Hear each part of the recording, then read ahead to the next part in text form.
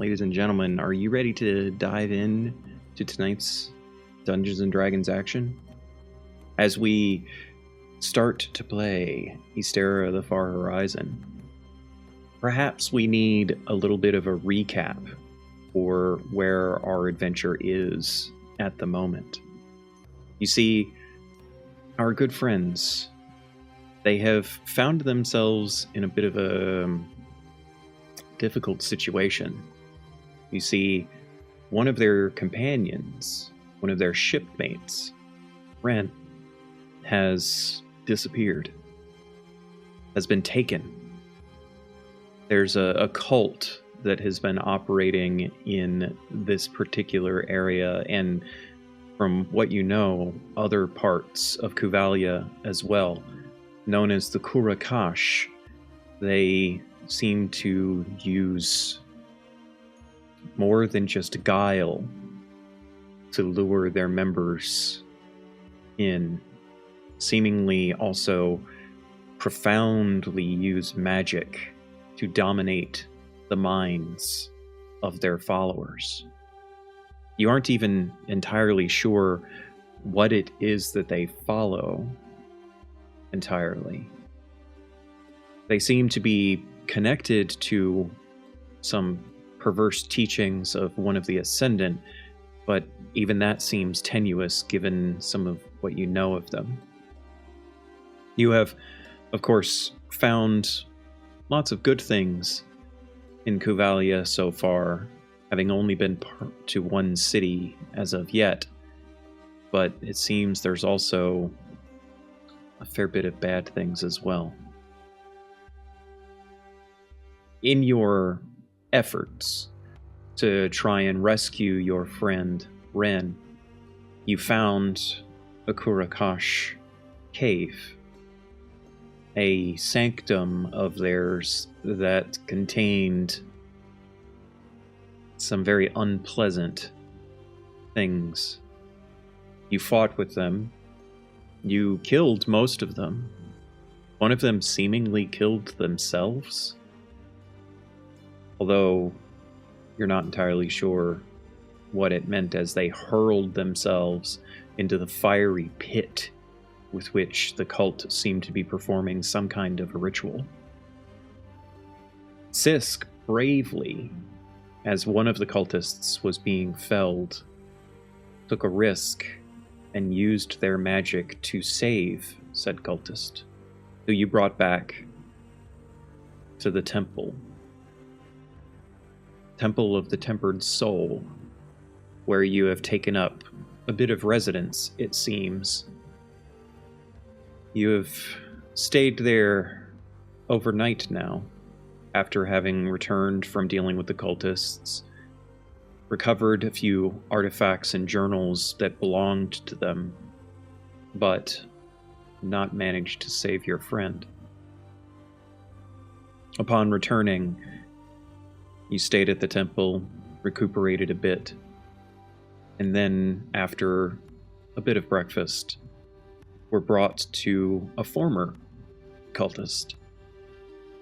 A crazed isn't quite the correct word, but a man who has seen some things. A man who is dealing with some things.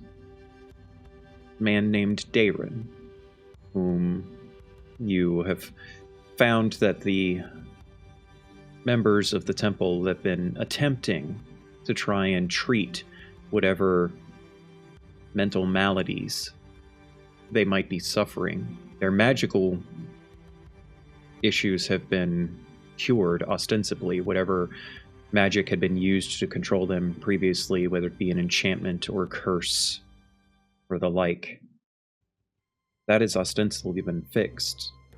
But the damage that was done from being part of the Kourokash is not so easily dealt with.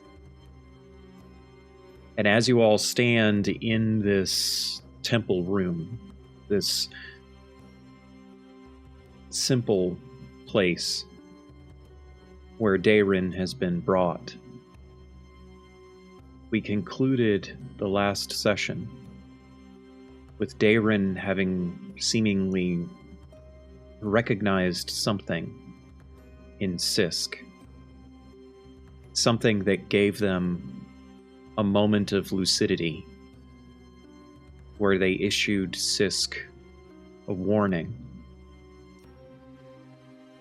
to not let the emberless flame get them.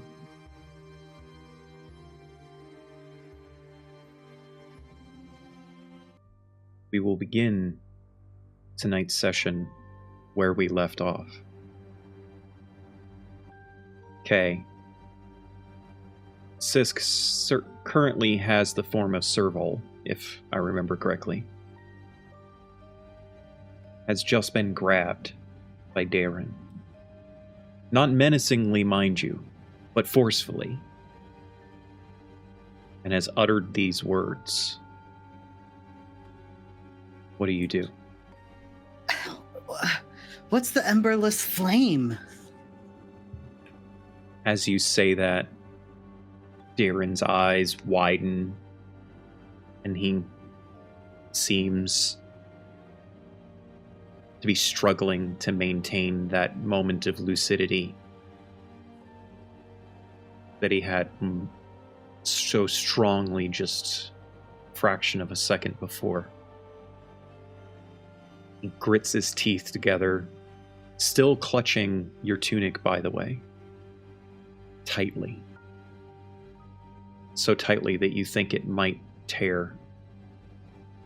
And he clenches his teeth and throws his head back and forth, struggling to keep hold of his mind, until eventually he growls this guttural, menacing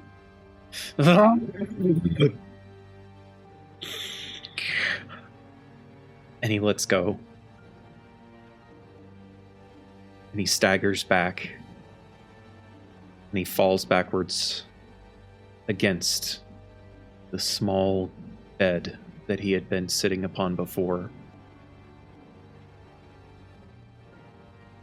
His head tilts a bit to the side, and his jaw slackens a little. His body is somewhat limp. Truth is what cannot be remembered. He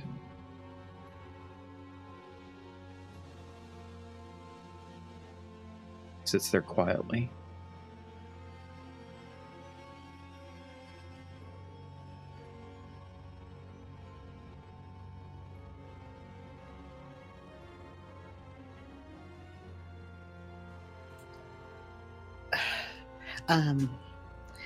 Is he still appear lucid, or is he seeming to lose it now?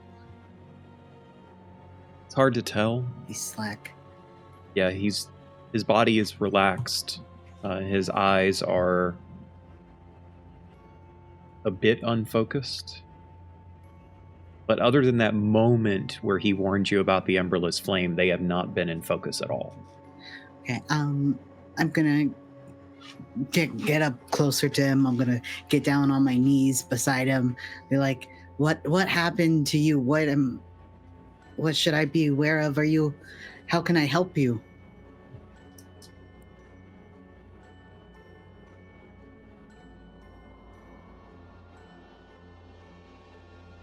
Roll for me a persuasion check, please. Okie dokie. Persuasion.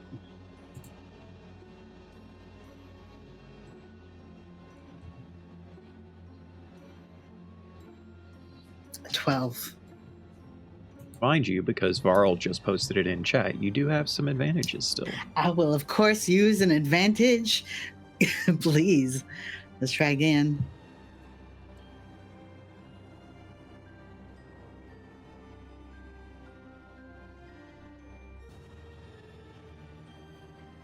A 16. 16 is better than 12. I will take it. 16 is a lot better than 12. With a 16, as Do me a favor and describe for me, what is Serval's physicality like in this moment as they are attempting to plead with Darren? I think just like always is pretty soft. It's not a panicked, it's like trying to find out where Darren's at and trying to meet them there. They don't know how cognizant Darren is of his surroundings right now. Like if he's starting to have delusions or whatever, that's fine. They don't want to stress him out too much. Honestly, I think it's because like this guy could be dying right now. He's lost all the tension in his body. Like, what is going on? So, yeah, just that's making fair. it comfortable. It's fair. I think that when Sisk says that, when Serval says that, there's a pretty long pause before, without really any other indication, like his body doesn't change, his eyes still remain unfocused, he barely tilts his head in Serval's direction. He said it wasn't a prison. He said that we were just waiting for the fires to come so that we could mold it all again. And as he finishes that, there's like a grimace of pain across his face, and he reaches up and he clutches the side of his head. And as he does that, Terathos, who is in the room with you, who had led you here, he steps forward, kind of walks over to the two of you. Granted, this isn't a very large room, so it's really only taking a couple of steps, but he kneels down, he places a hand on top of Darren's hand that is clutching his head, and you see him use just a tiny fragment of his divine magic. There's a radiant aura of light, and the grimace falls away from Darren's face.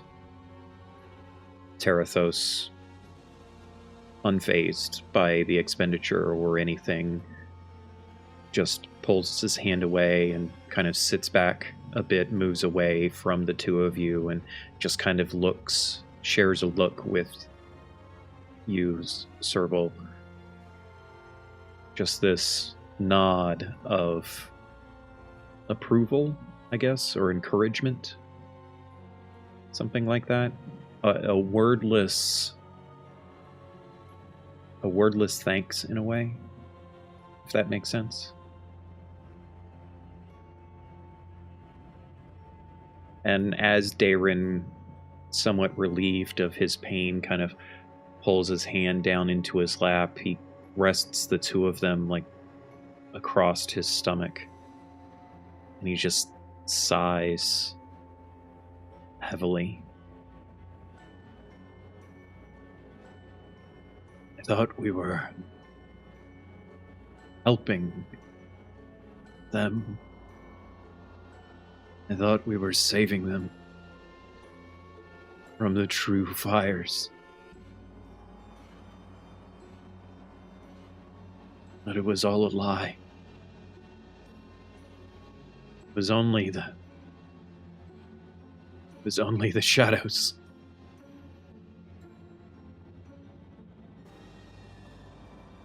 And I'll let you and 80 both do insight checks if you wish. Me? Mm-hmm. With my disadvantage? Yes, with your disadvantage. I will use another one of my advantages to kind of even it out. I see a nat 20 from 80, so that's something. That is correct. That's to be expected. from her. I got a 6. Yeah, this goes completely past Sisk, but to be fair, it goes past everybody except for 80. 80's gift that allows her to sense people. 80 picks up on these very strong emotions that are coming from Dayrin. Actually, I'm going to need you to make a charisma saving throw as well. Ooh. You're handling it very well, in fact. Another nat 20. I'll let you explain this in a moment, why 80 is capable of dealing with this so much, but Dayrin is genuinely in pain. There's some manifestation of physical pain for sure, but I think 80 can very quickly understand that the physical manifestation of the pain is a result of the mental pain and anguish that he is suffering. This is his body being racked because of the guilt, this almost extreme guilt that is pretty much destroying him. Thank you, Varl, for the bits, by the way. Varl just gave some bits for everybody to get another advantage. Make sure you guys use them. Along with that guilt, though, it is worth mentioning for 80 that she feels fear, unprecedented amounts of fear, and also anger. And at first, based on what has been said, she thinks that perhaps the anger was, angry at someone or something else, but it's very much internal anger directed at himself. But these strong, powerful emotions are slamming into 80. But she's handling it. So please tell us how and why. I think that she, having been in that fight and seeing what, seeing Sisk save one of them and, kind of feeling what that person had felt and understanding just emotions in general. I think guilt and self-directed anger are familiar to her because she's felt them herself, and she certainly has felt other people. This just happens to be to an extreme extent. So I think she's doing her best to push down the parts of it that could consume her. And I think also partly because she's felt pretty confident since she had her last burst of power. And I think in her mind, she's in be a helper mode. And so she just pushes away how it makes her feel for the most part, as much as she can, and is just focused on what he is saying and how he's saying it.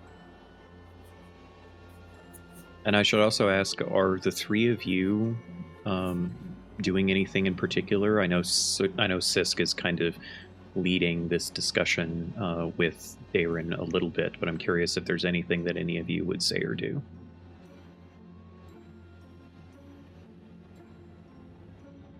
I think just Brent in this moment is just trying to make sure that Dayrin doesn't freak out again on Sisk. The whole grabbing of their shirt was a bit much, and if they didn't lose their grip, Brent probably would have been like, all right. But he's just keeping like a sharp eye to see if any quick sudden movements. I think 80 would slowly approach until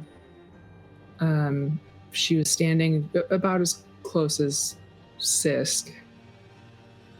And I think she would look at him and just say,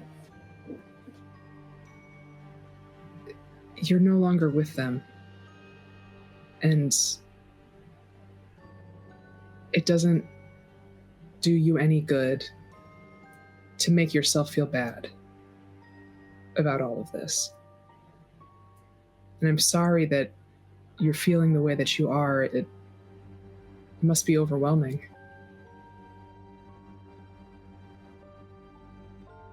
Do me a favor and roll a persuasion check, please.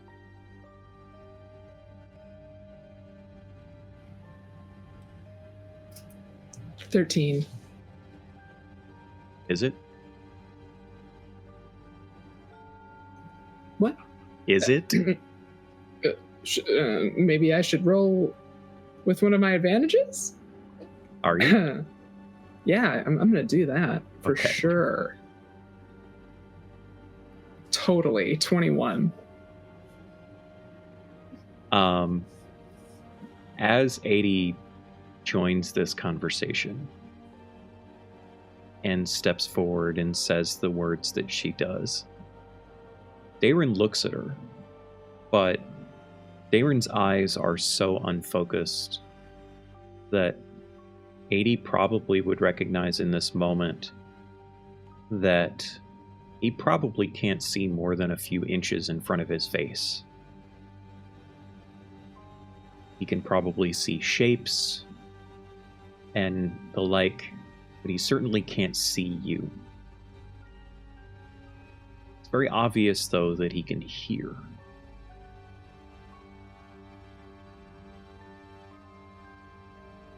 And when she finishes with that, he kind of sighs heavily. And he just nods.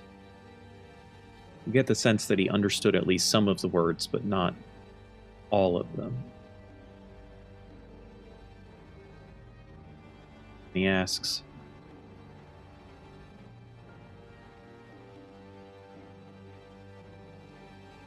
What about the flame?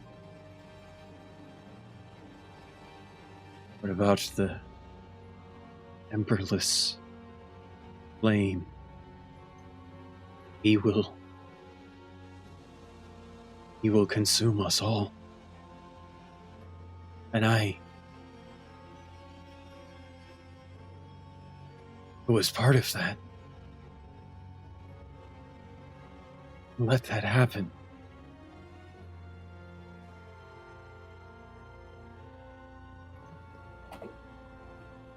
You're not a part of it anymore. That's what matters.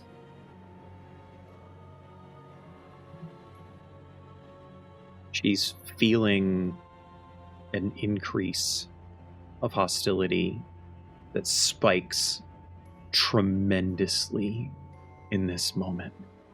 But it was my fault! I grab him. He doesn't physically move, that- he just yells. Oh, okay. All right.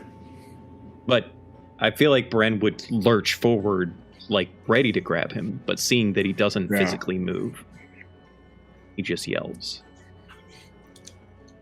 You need to try and keep calm. We don't know 100% what you're talking about, and we're trying to figure that out. You keep saying the emberless flame. Who or what is that? What were you involved in?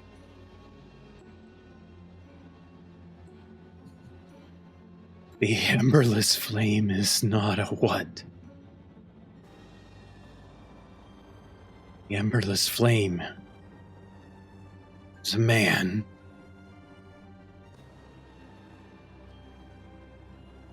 We're a demon in man's flesh.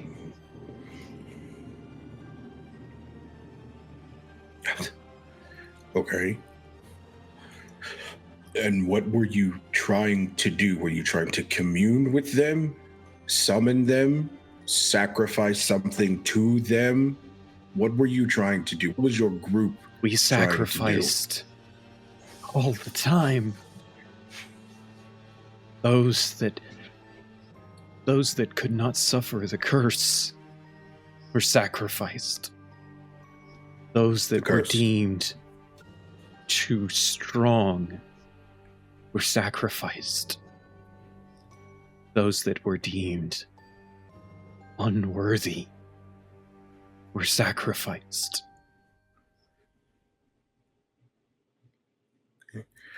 Is 80's arm still kind of like crusty? 80's arm or Mira's arm? 80's arms look Mira's. great. Thank you. Okay, Mira's arm. I'm sorry. Wow. Mira's arm is still together. currently It's not my fault. bandaged, but the last time that you saw it unbandaged, it was still blackened. Okay. Give me a moment. Turns over to the group. What if we show him your arm? Maybe if you're comfortable. Maybe what?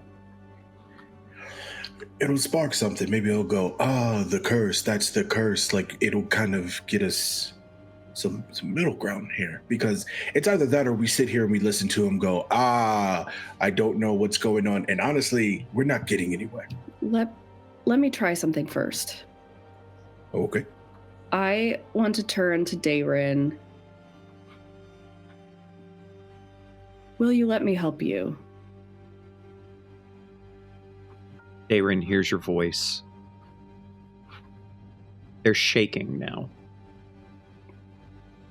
He is still sitting. Now he's shaking. The anger that 80 had felt a moment ago has now been fully enveloped by fear. Go ahead and roll a persuasion check, please, Mira.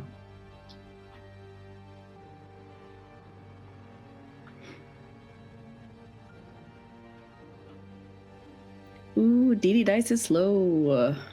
16? With a 16, he does look in your direction.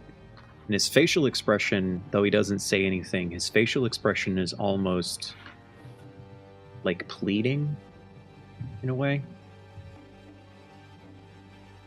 But he doesn't say anything. He just tilts his head with his unfocused eyes in Mira's direction. Would 80 get a sense of, like, anything leading towards, like, consent? Yeah, like, probably. Could she... That's Okay, probably I was gonna say- that's probably something that she would pick up on with with her connection. Then I'll just look to Mira and nod. This will take some time. And I want to get out some accoutrement from my bag. Mhm. And I want to start casting ceremony and see if I can do atonement.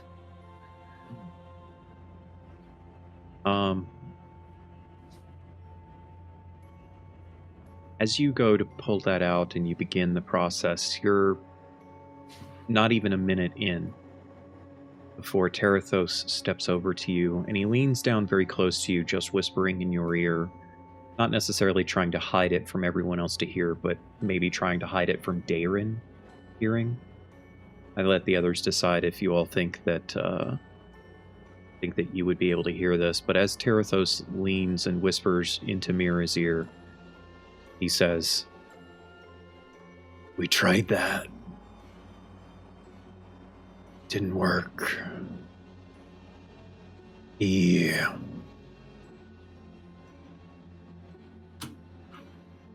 You cannot atone for what he did. At least not easily. And when he tried, it racked his body with pain for hours.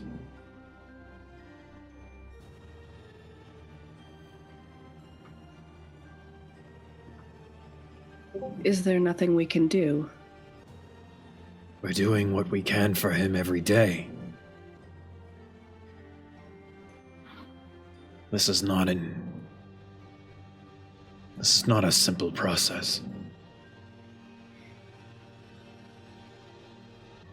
I think that there is a component of forgiveness that he cannot give. Not for himself, anyway.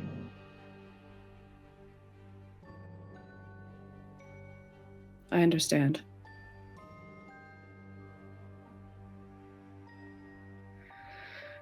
She'll tuck things back into her bag and start unwrapping the bandages on her arm.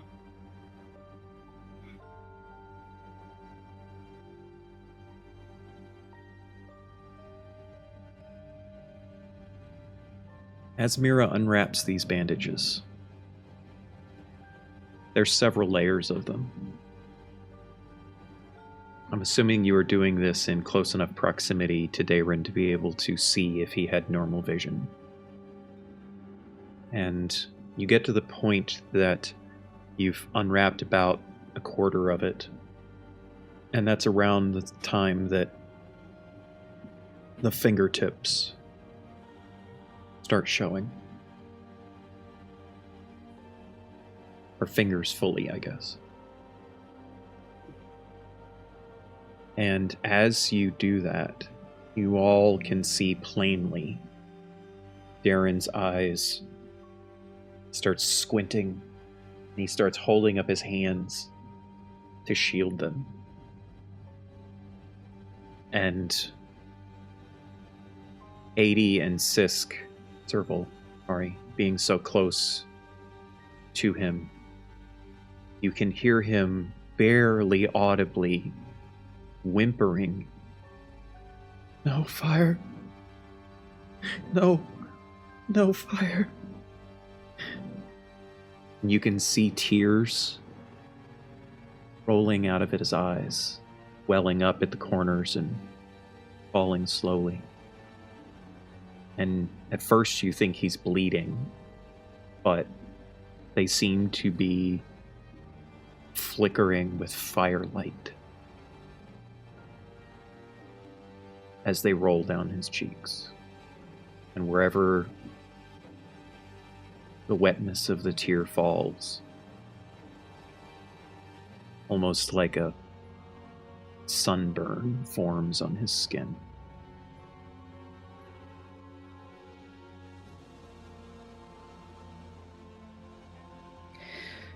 Mira speaks up a little bit so that it's clear that she's talking to him.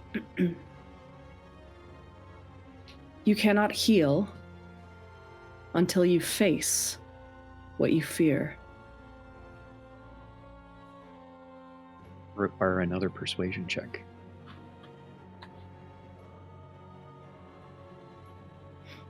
Nope, I'm going to use an advantage. Use them up. That's the same. One more. Oh, two advantages. There we go. Natural 20. Describe for me, please, not only Mira's body language as she is saying this, but the power behind her words, the emotions, and the emotions of what she says, and also the part of herself that she is drawing upon as she is convincing Dayron of this. She's sitting on the floor in front of him, or, kind of eye level with him, and her back is sort of ramrod straight. She is as strong and fierce as she has ever looked. She very much has a "don't mess with me" look about her that's tempered a little bit with kindness. She pities him. from within herself, she's drawing on her own sort of shame for her, what she feels is her stupidity in touching the crystals, and recognizes that she also needs to recognize that she made a choice, and it had consequences, and she's living with them and will continue to live with them. But she won't let it stop her. She's going to keep moving forward and doing what she knows to be right. And she's sort of clutching the heart of Orlumis close to her heart as she says these things.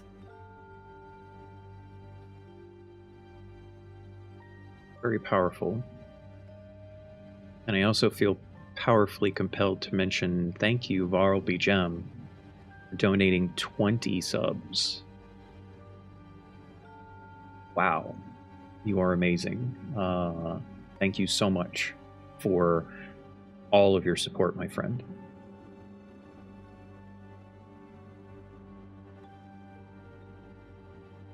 As Mira does this, she's continuing to unwrap her hand, right?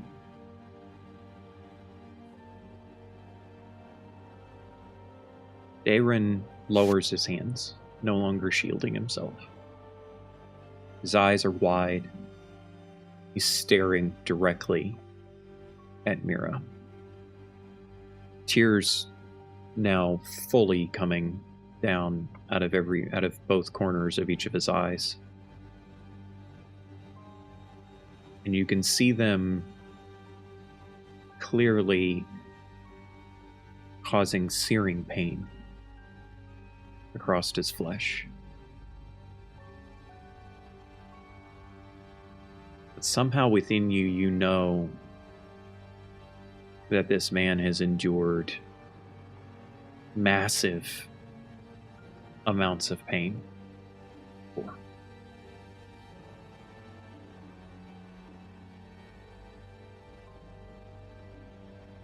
He just stares at Mira. She finishes unwrapping her hand. And as she's just standing there holding her hand out, and he stares at her, there's this moment of not lucidity as much as calm, almost acceptance.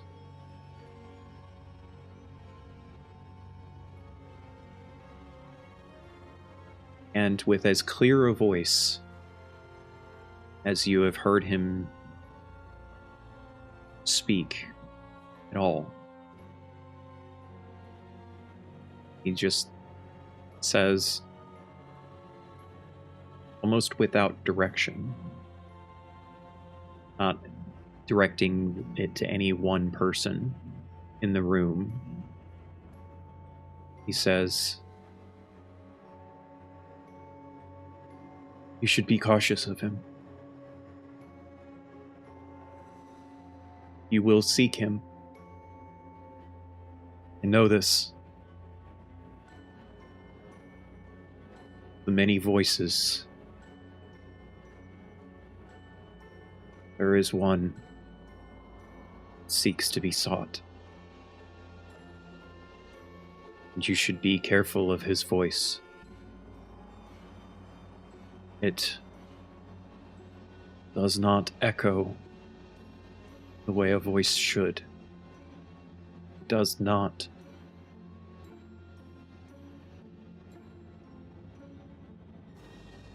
Speak the way a voice should.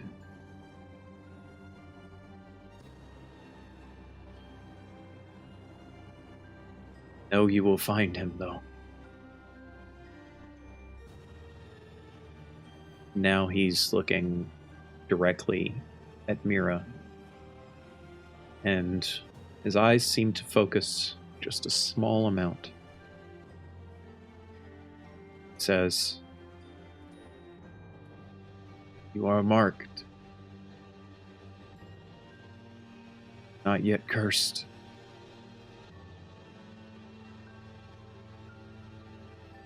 You will seek him. Fates will demand it now."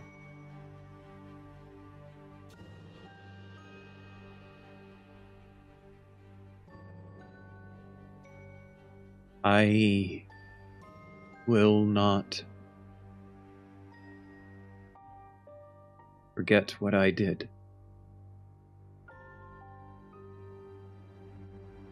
Perhaps that is for the best.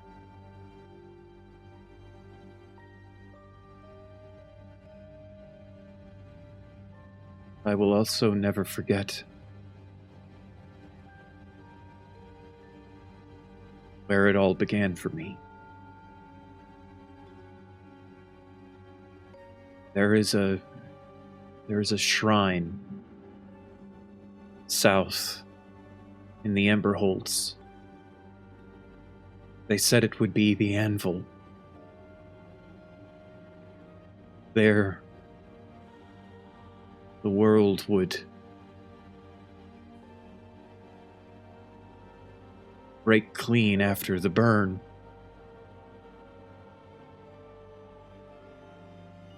There, everything would be reborn.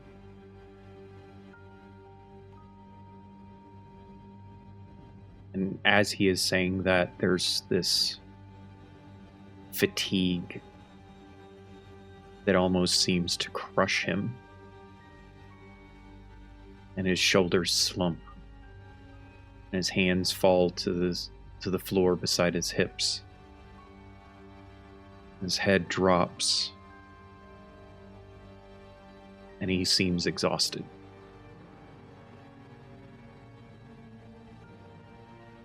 What do you do?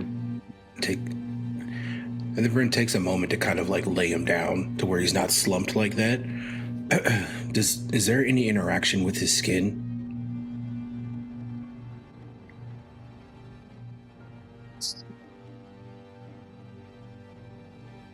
He is... Have you ever held your hand to someone who has like 105 fever? Yeah. That's what it feels like. Everywhere on his body. Not just his forehead or his neck. You can feel it through his clothes, even.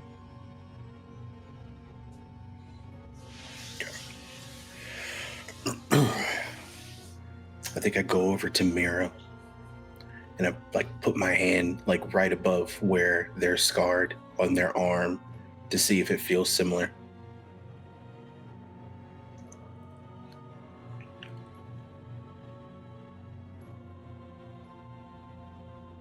Yes and no.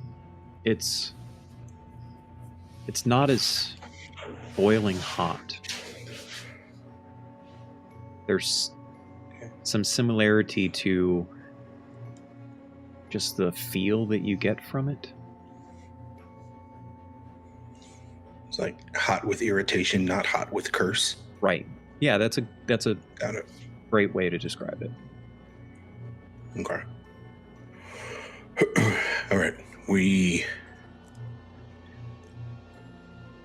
need to go. As you say that, Terathos steps over, picks up Dayron and puts him onto the bed. They've long since removed blankets from anywhere that Dayron sleeps. But Terathos places his hand upon Dayron's shoulder and uses a little more of his divine magic to try to soothe him, to at least give him a modicum of comfort. before he turns back towards you and just kind of gestures towards the door.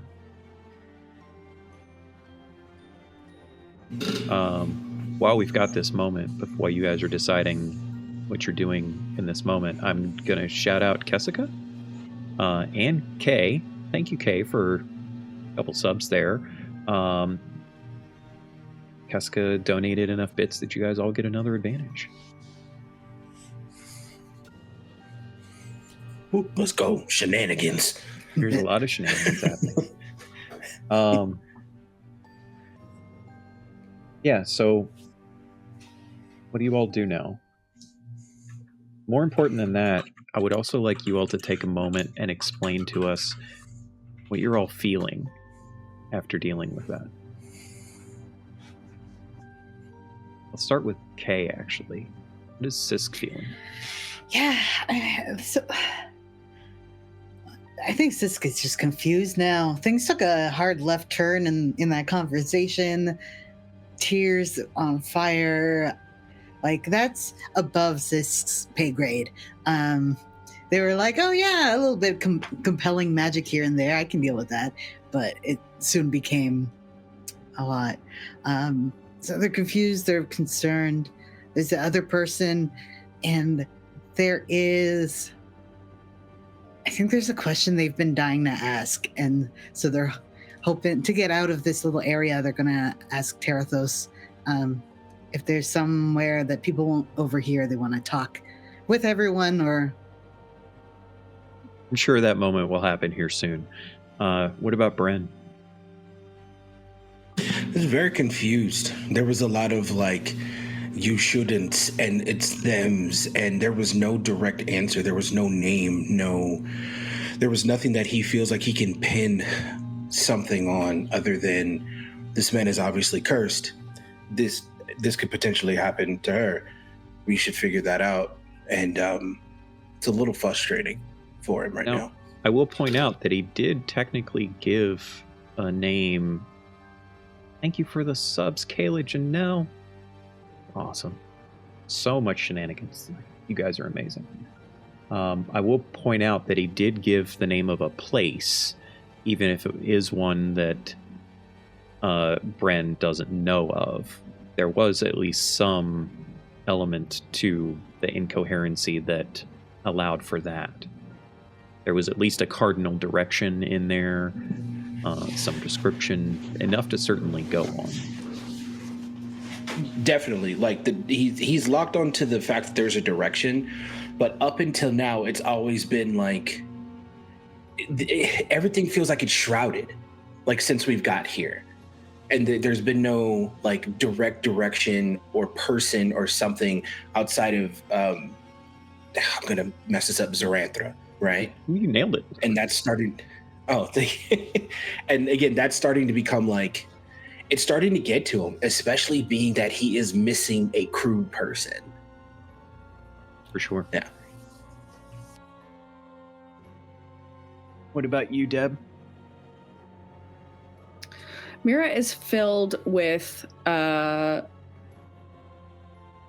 more resolve than she was before. I think she went into this conversation feeling that confusion and a little frustration that Brent feels, and now she is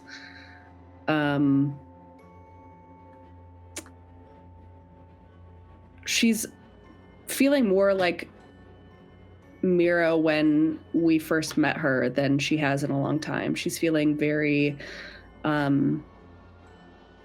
confident and in control of her own destiny. What I love about that is when we first met Mira, she was a hot mess worried about the moment she was going to get kicked out of school. So I feel like she's maybe in some ways doing better than that, but certainly in other ways, probably not. Yep. What about 80? How did that interaction, that situation affect her? I think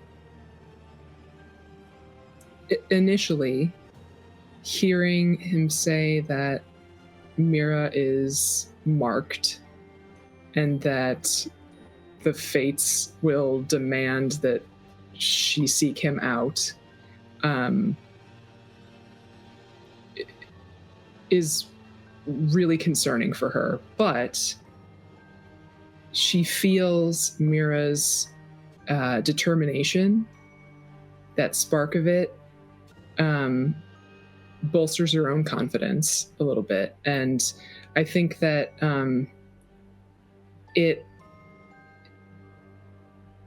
that feeling is familiar to her because Mira has always made Adie feel stronger and safer and more capable.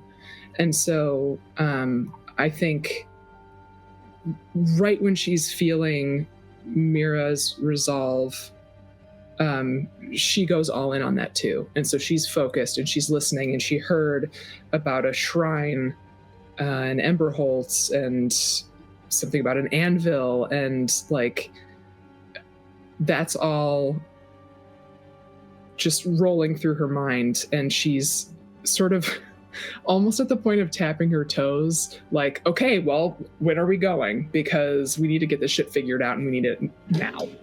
Okay, hold on. I still you have guys to... all step into the hallway. Yeah. Tig is Tig with you guys, or did Tig wait? Was Tig somewhere else, or did he wait in the hallway, or what? I don't feel like Tig would have been in the room. No, Tig is in the hallway, I think. Okay. Doing the robot. Yeah, so... oh, God. Everyone chill out. Everything is okay. Danger, Will Robinson. Danger. As you all step into the hallway, there are a couple of acolytes. Like, Tig is like a little ways down from the door, but not very far. And there's a couple of acolytes there. Tig is like in T-pose right now, holding their arms out to the side, while a couple of acolytes like are looking over Tig. Like, they're not like, you know, they don't have magnifying lenses and are, you know, digging into his armpits, so to speak. But they're just like fascinated, you know, at the craftsmanship and whatnot. And like you all start to come out, Terathos follows, and there's this like look that Terathos just gives. You all don't really know that they looked any particular way other than just, you know, their badass dragonborn self. But somehow the acolytes knew, and they just immediately like bolt hot-footed out of there as quickly as they can. Tig turns their head towards a lot of you and just casually puts down their arms and starts walking over to you. Is that like a standby thing that you programmed on Tig there, sis? They just... Yeah, they T-pose. Sisk would know from the bond that they have with Tig that they were doing that so that the acolytes could get a closer inspection. Better look. Yeah. Yeah. I should actually help him figure out new poses, like cooler ones. The water is over there. I don't know. Make him watch Dragon Ball Z. Yeah. Oh God, that'd be funny. Yeah, so you guys step into the hallway. Tig steps over and joins you. This is a very relatively secluded section of the temple. And so you do, like, as long as you're not speaking ridiculously loudly for your voices to carry down the hallway, you do have a modicum of privacy here, with the exception of course, Terathos. But if you were to ask Terathos to, you know, give you a moment. I have a question for Terathos. That's okay. Part of it. So that was a lot. This is probably completely unrelated. I've noticed that there's a distinct lack of water genasi. Is it air genasi? Water. It is water. Okay. Water. Yeah. And I think you understand where we're coming from, and like but we have no context. No one's mentioned anything. They were here when I was here 20 years ago. I'm assuming it happened at the same time as the Civil War on the Dragonborn, but You look remarkable for someone of your age, then. Just saying. oh, thanks. Oh, God. This is a reminder to everyone of what Serval looks like. Yeah, I'm very hydrated. Serval doesn't even look like they're 20 years old, so the notion of saying that they were here 20 years ago. I'm an anime protagonist. I'm like 12. I've already retired from the game. Yeah. Yes. Terathos has a very serious expression upon his face and says, Those that weren't killed in the Civil War now live in their own enclaves. To the east, they have chosen seclusion as a way of keeping themselves safe. Most sought extreme positions during the Civil War that were antithetical to those that meant to rule. So now they are apart from us. We Dragonborn have decided, most of us anyway, have decided that seclusion is not the answer.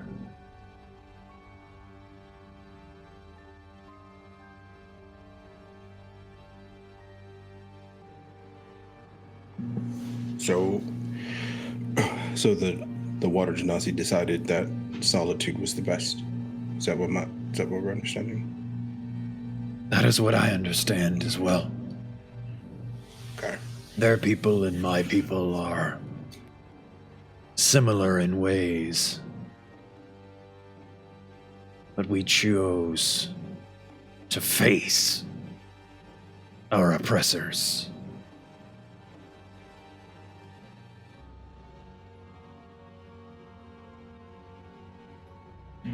Do you have any idea of what he was talking about the emberless flame? Is that something that maybe you've heard in circles or? He has muttered the emberless flame several times before, but always from a place of fear, place of hatred. This is the first time that he has indicated that the emberless flame is a person, or as he put it, demon in man's flesh. Originally, we thought it was something to do with the religion that they have corrupted to their cause. Now we know Right, that's what that it is a person. That could mean many different things.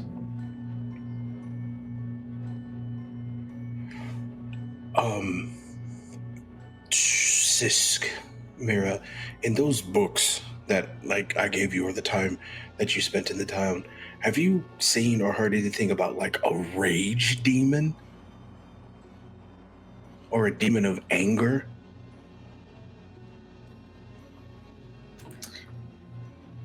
Would I have read anything about that in either of the histories that Bren got for me? Or like when you were about town and you guys went and did stuff? No, but you can roll a religion check if you like. I'm notoriously good at those. Sisk can also roll a religion check because Sisk has the Jack of all trades feature. 23 with disadvantage. Nice. Nice. That's really good. I'll just Shame roll you it. lost that natural 20, huh? It is. I got a 12. Okay. 12 is not sufficient, but the 23, right? That's what it was, 23? 23 is sufficient for Mira to recall from her religious studies as an acolyte that there are many demons, mind you, not devils. There are many demons that feed off of emotions. Some of the most powerful are the ones that feed off of fear and rage. Fear or rage, I should say, because they're different demons.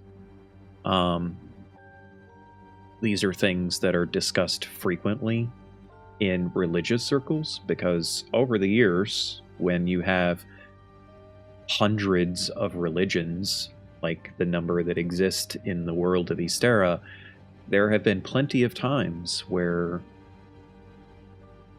religions that push the extremes of things have arisen. And whenever they do, it often can cause otherworldly entities to be given access to this world.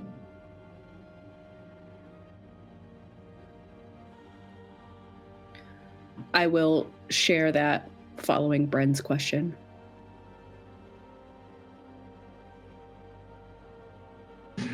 I mean, I may be thinking too big here, but an emberless flame sounds like a metaphor for something, and the only thing that I can think of is anger, right? Anger, That's fury, certainly valid, but I'm like also going to give it to Mira that the emberless flame could very well have something to do with the ascendant that these people ostensibly worship. That feels very much like some iconography for Sombrius in some way.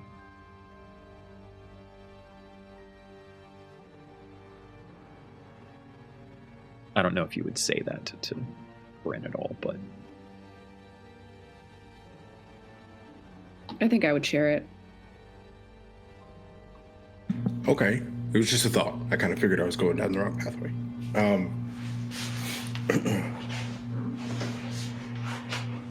All right, so it's a cult. Cult. Terathos, do you know anything about this shrine to the south? I do not. But we can consult with Kelesnor. That's more his domain than mine. and Terathos kind of leans back a little bit, and you see him like rest an elbow on the giant hammer.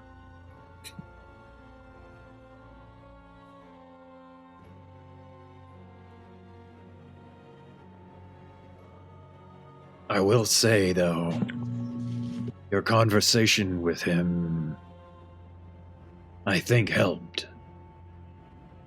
Speaking of helping, Lord Kazumba coming in hot with a raid. Welcome in, raiders. Thank you so much for joining us. We're coming down from a rather dramatic scene just a little bit ago that you all missed. Do tune in for the VOD when it goes live. I wish I could say that our treatments will cure him. I don't know if they will. Whatever mental suffering that he has gone through, it's probably going to take quite some time for him to heal, if he ever does.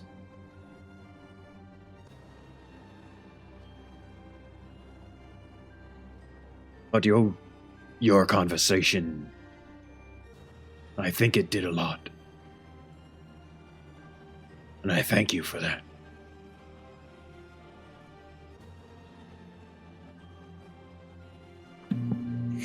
I wish I could do more.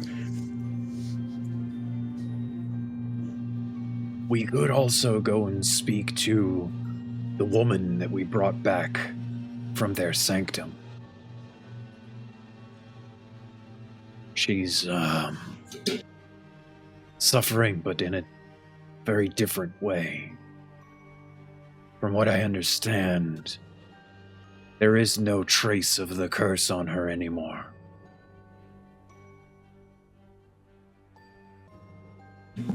Are they coherent?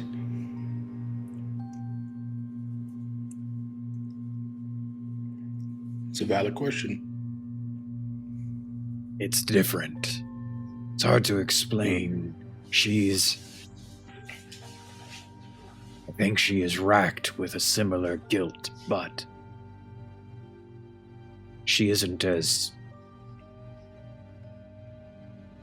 Her mental faculties are a little bit more there than they are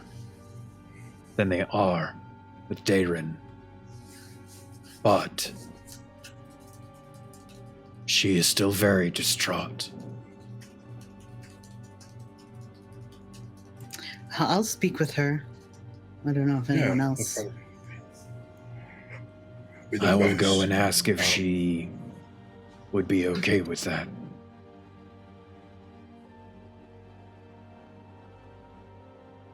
I'll find you. I would ask that you give me at least an hour or so, if you don't mind. Sure. Sure, we can find something to do, I'm sure. I'll find you. And he just kind of bows a little bit and starts heading off. Okay, now what? Definitely not how I thought I was going to spend my morning. It's fun. How are you all feeling?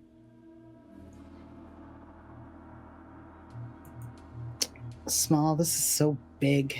I can't even understand.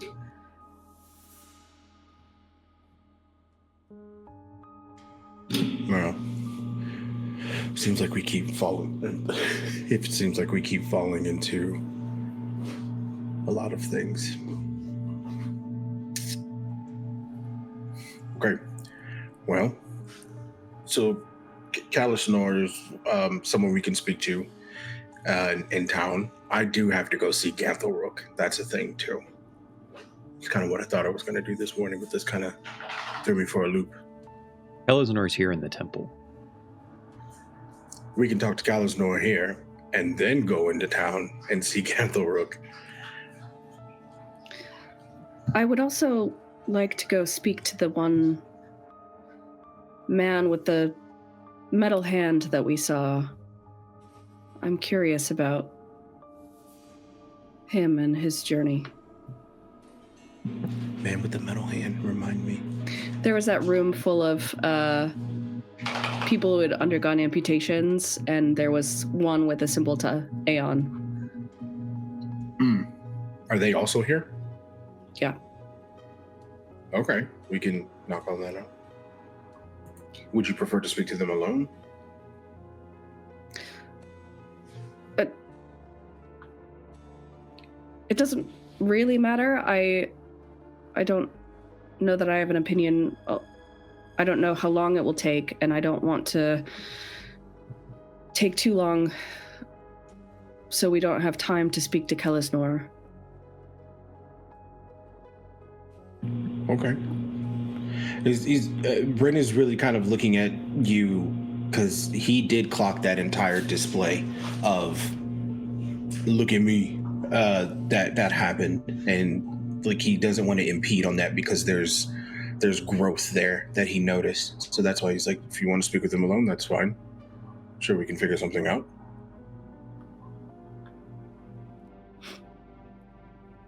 Why don't you speak to Kalisnor? I will go see if I can find this man and ask if he is willing to talk with me, and we can reconnect here when we're done. Yeah, before we head into town. Hope maybe by that time, Terathos would have come back with a response. Yeah.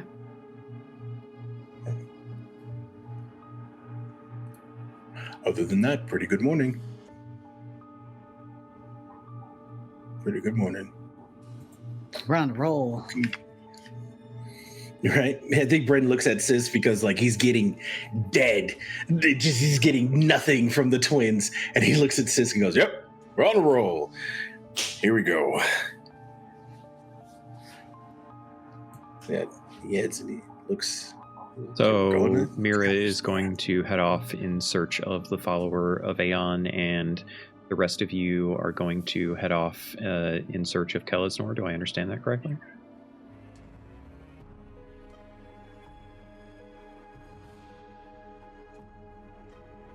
For what it's worth, guys, Beth did just message me. Unfortunately, having some health concerns, needs to bow out for the rest of the evening. Some tummy troubles going on. Feel better, Beth. We'll do our best to not get 80 killed, or at least I will. I actually can't vouch for the rest of these hooligans. So I never promised that. There you go. Hey, that's the official cosign. We're going off. We're losing it.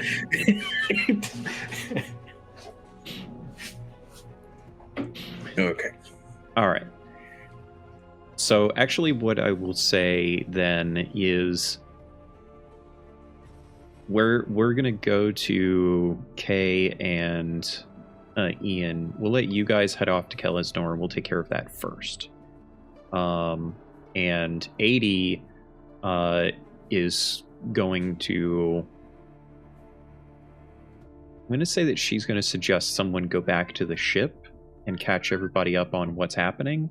And also because she had said earlier that she's like tapping her toes, ready to leave, like to get underway. She's like doing this under the pretense of making sure that everyone and the ship are ready to go at the drop of a hat if you guys have to do that. I feel like that's a good justification for 80 disappearing for a bit.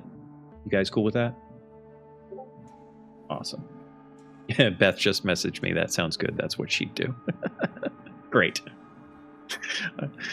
I'm sure I'll get more messages from that as she's watching from her phone or whatever. Cool. So, Deb, you go in search of the brown-haired human man, follower of Aeon person. Bren and Serval head off looking for Kellisnor. It does not take long for you to be able to get audience with Kellisnor once again. You are not like ushered into him directly, but like you go through a couple of acolytes. They direct you to, where you need to be. And there's an attendant that's actually outside of his office where you had previously brought Mira. Remember when the whole, forging thing happened that restored her to at least a functional state? That is the same office that you are led to. And as you are there waiting outside of the doors that are closed, those big, thick mammoth doors that are closed, you can hear blacksmithing taking place inside. This powerful, booming, resonant, almost shaking the floor sound of a blacksmith at work. And then eventually the hammer stops, and after a moment the doors open. No one comes out to get you or anything, but there's a long pause.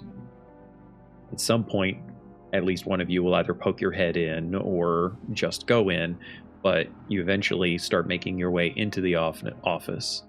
You find Kelesnor having just finished working on a very exquisite-looking full plate armor. He finishes a massive chunk of the breastplate, a pauldron, and a full arm.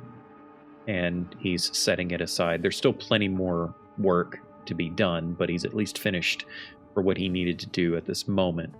The hammer and anvil are still molten red hot in parts, and the steel seems to be smoking, having just been quenched. Mind you, you don't actually see a quenching trough or anything, but you also don't see an actual forge. You just see the anvil and the hammer and the raw materials. And of course, you know, the magical circle underneath of it and, you know, all of that. But not the traditional things that, you know, a blacksmith might have. And as you make your way in, he's taking a cloth, goes over to a wash basin and drenches it and, like, starts wiping down his neck and shoulders and his head. And he turns and looks back at the two of you. And in his calm but resonating voice says, "You have returned."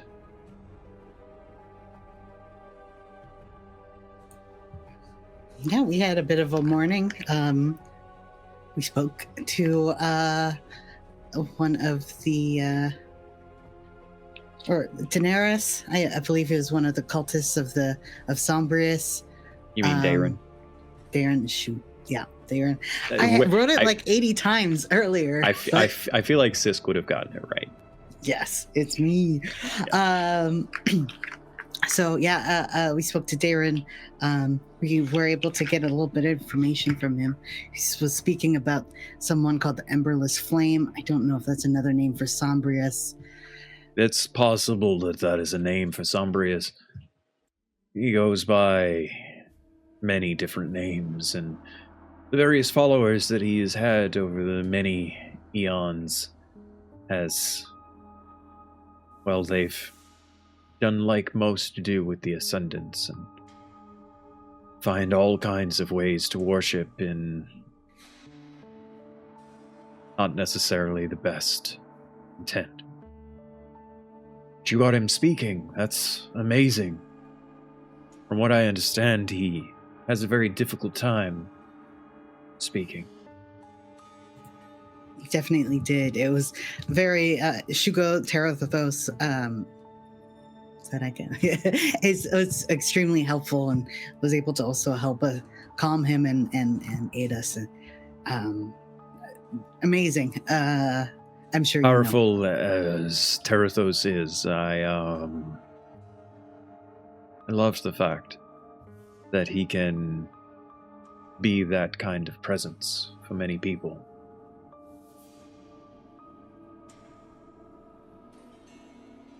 Why are you giving me that look, Ian? Nothing. Okay. And love the fact. Okay, I see it out here. I see what's going on in this temple. Sure you do. Yeah. Promise you don't. Probably. I think Brendan kind of looks at Kelesnor and he's like, do you know anything about, like, the curse that's inflicting them? I'm sure it's not your first time seeing something like this. Yes and no. It's unlike anything that I have seen before in how horrifyingly dominant that it is. Most curses that would be broken by someone of the faith, they're nothing compared to the power of this curse.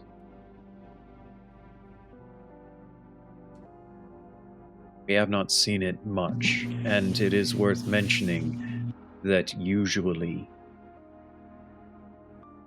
when the curse is lifted, the subject has perished. Darren is one of the, I think, only 2 cases that we have of someone having survived the curse. Well, I guess now 3. You brought back someone, did you not? We did, yeah. But there was no curse to cure for her when she returned. Terathos swore that she fought like the others that have been cursed. And I could feel a lingering magic that was slowly fading, as if it was no longer afflicting her. But I did nothing to remove her curse.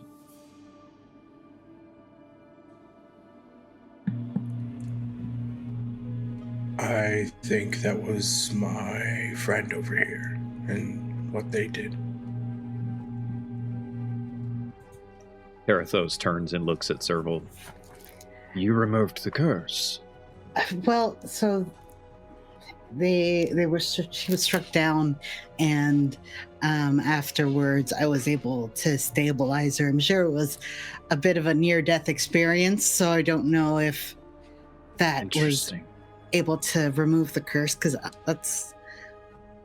that is interesting. I have heard of curses before that could be removed by that, but that's a very dangerous proposition. It's certainly not an easy one. I wouldn't recommend it for all the cultists, but No, certainly not. Interesting. I got more questions for you, unfortunately. Oh, by all means, yes, I apologize for... Let me just be brief and say thank you for your help then with these people. Oh, absolutely. They don't know themselves even, so they need some help. We've heard there was a shrine in the south in the Emberholds. There are many shrines in the Emberhold Mountains. The Emberholds are massive. Massive. Okay. Was it Darren who was saying that the cultists believed that it would be an anvil, that the world would be kind of reborn there? It would be a clean break post-burn. The Emberless Flame, I think, is supposed to, it's very much, we're going to burn everything in holy fire and then recreate the world from scratch. But apparently there's a place, a shrine in the Emberholds, but... There is, actually. Oh, okay. There's a shrine known as the Anvil. Oh. We don't really... So, it has been a journey. It is a difficult journey to actually reach the Anvil. The few survive it. It's deep within the mountains, and the journey there is treacherous, to say the least. Trying to trek through that amount of danger is almost impossible for most mortals. It's dangerous for even those of us of the faith, to be honest. We've had a few that have tried to make that journey, and even fewer have returned. The Anvil is not part of any religion that anyone knows. It predates all written history. There are a few of us that know of it, that have been to it, that believe that it is somehow tied to Rydaus, the primordial Forge Master. He's one of the 8 primals that existed first amongst the Ascendant. It's a place of immense beauty. Have you been there? Once. Many, many years ago.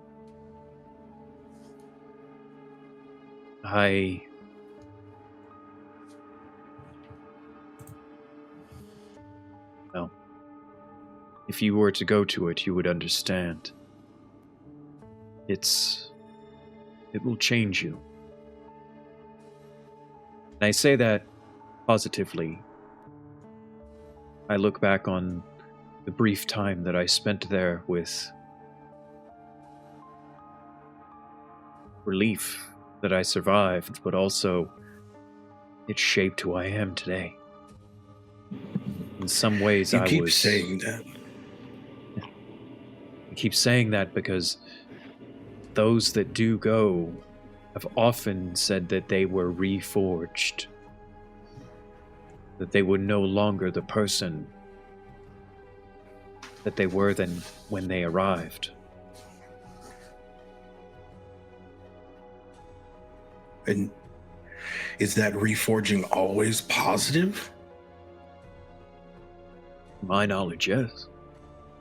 But I can't say that I know very many wicked people to have ever tried to journey to such a place. There's some belief that if it is Rydos who blessed that place, then it likely could have existed at the dawns of creation.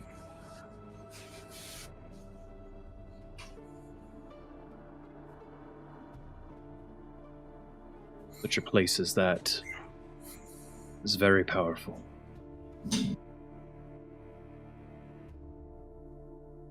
How is this connected to the Kourokash?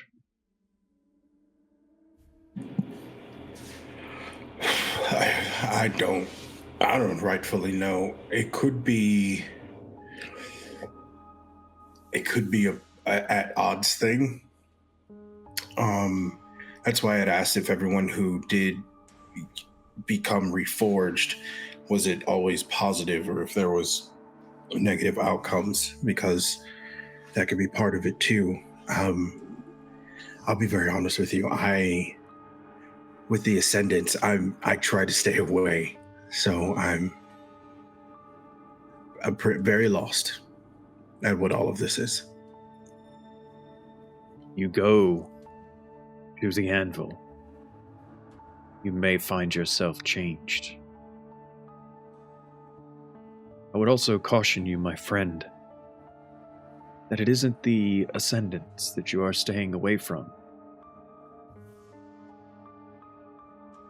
It is those that follow the Ascendant.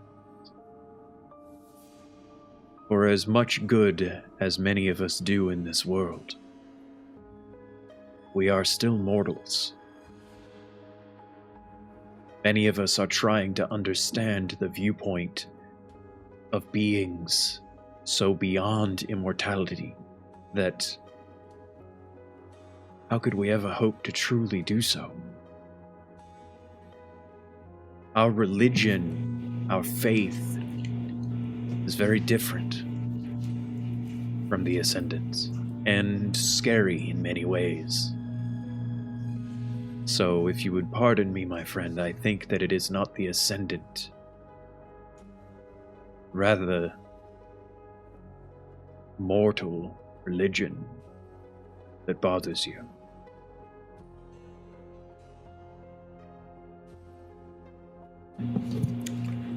You do not know how right you are. One of the things that I am so very pleased about when it comes to my own faith is that I am very glad to have an open mind to things, to be willing to take in a viewpoint, hammer it to the point that it becomes purposeful.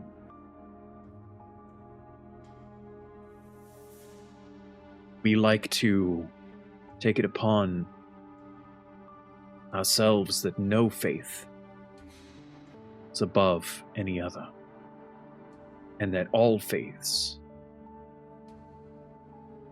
are not without their fault. And in doing so, we can prove to ourselves that every hammer strike that we do, every attempt that we make to forge our souls, is done so with open eyes and an open heart. And that faith keeps us strong.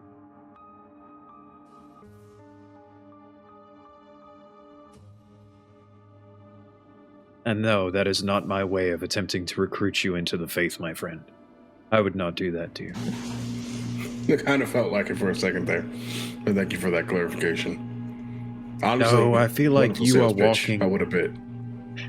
I feel like you are walking your own path, and you deserve to walk that path. Just please, always try to remember that what we mortals do in the name of the Ascendants is not always what the Ascendants wanted.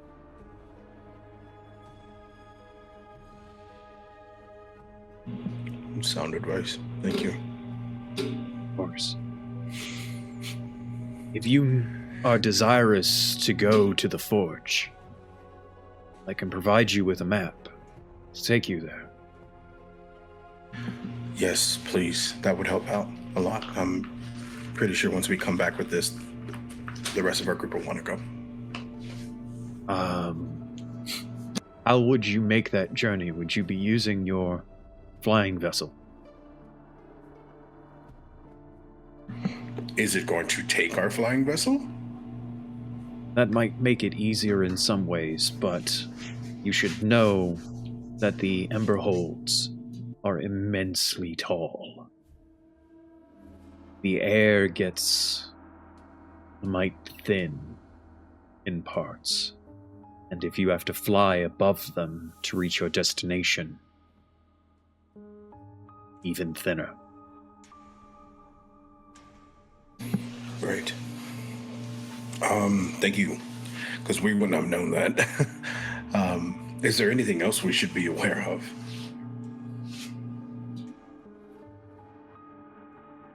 I would caution you that a place like the Anvil, it will change you. But don't fight that change.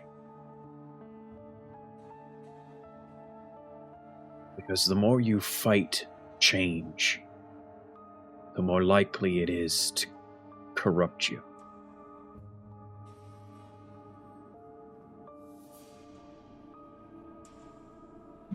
Okay, that's important. It will corrupt you. In what way? One of the things that Ruvalia has excelled in recent years is the corruption of our strongest tenants in the name of change.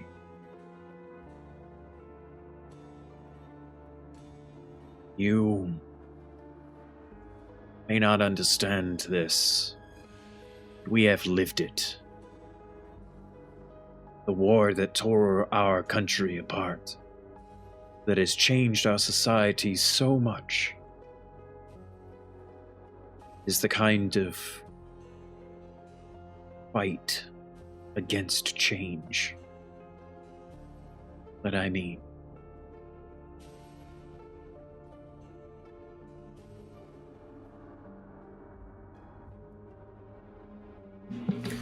More so accepting that change will happen, as opposed Exactly. to battling against it. Okay. You don't necessarily have to accept change. But if you fight it, trying to prevent the possibility of it, it will not work out well for you. At least in my experience.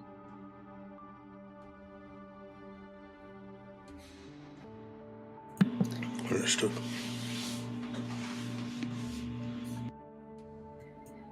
Okay. Well, I think that answers most of the questions I have for now. I'm sure I'll be back. Thank you, Kelisnor.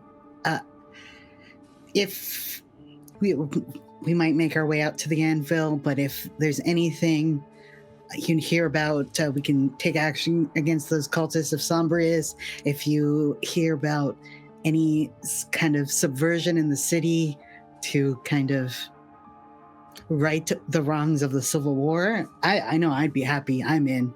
So we have skills that I'm happy to put to use.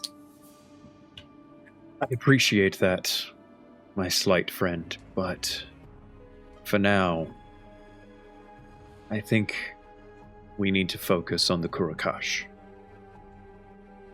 The problems of our society have been the problems of the society for years now, and they will be the problems for many more. But this Kourokash threat seems to be growing bigger, and I would like to see it dealt with. I am going to reach out to Ysterra. She is the priestess at the Skyborn Sanctuary.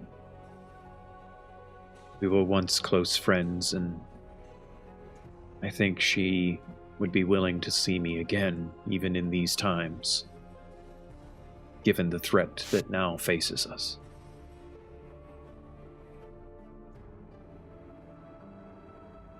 If you learn of anything in regards to the Kourokash, please let us know. It would be good to understand how far their reach is. And if there's anything else that we can do here at the Tempered Soul, I'm happy to help. It's nice to see people trying to do right in the world.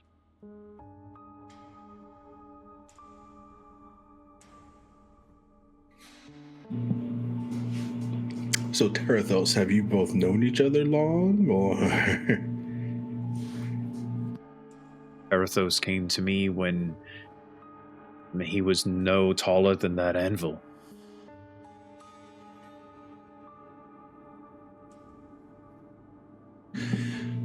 I completely misread this entire situation. You have a wonderful day, Cullis.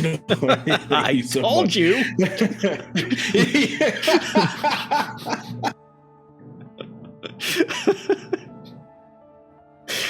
kind of chomping on your foot now, aren't you, Bren?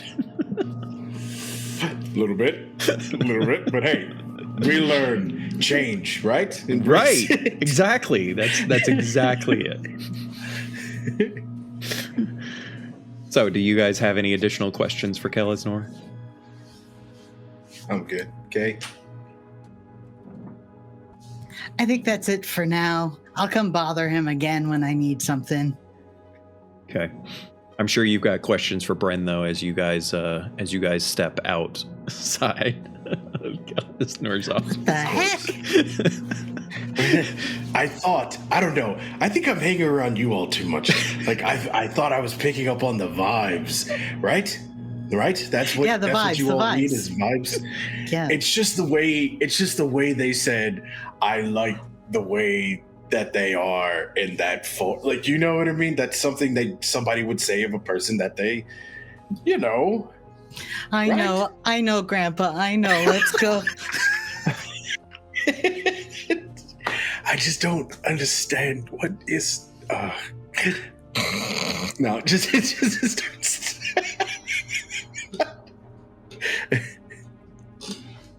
Anyway, what's amazing about this is that I know Bren's daddy issues.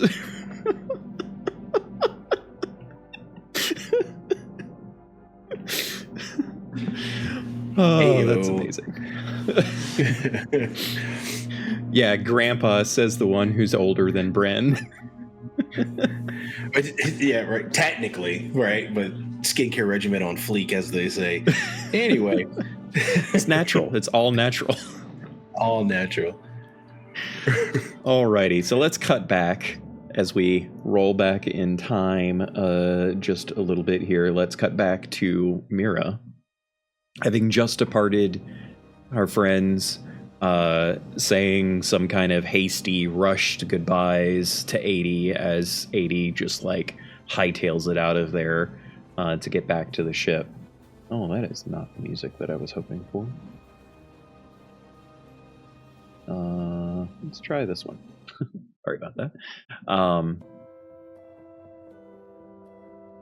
You go in search of the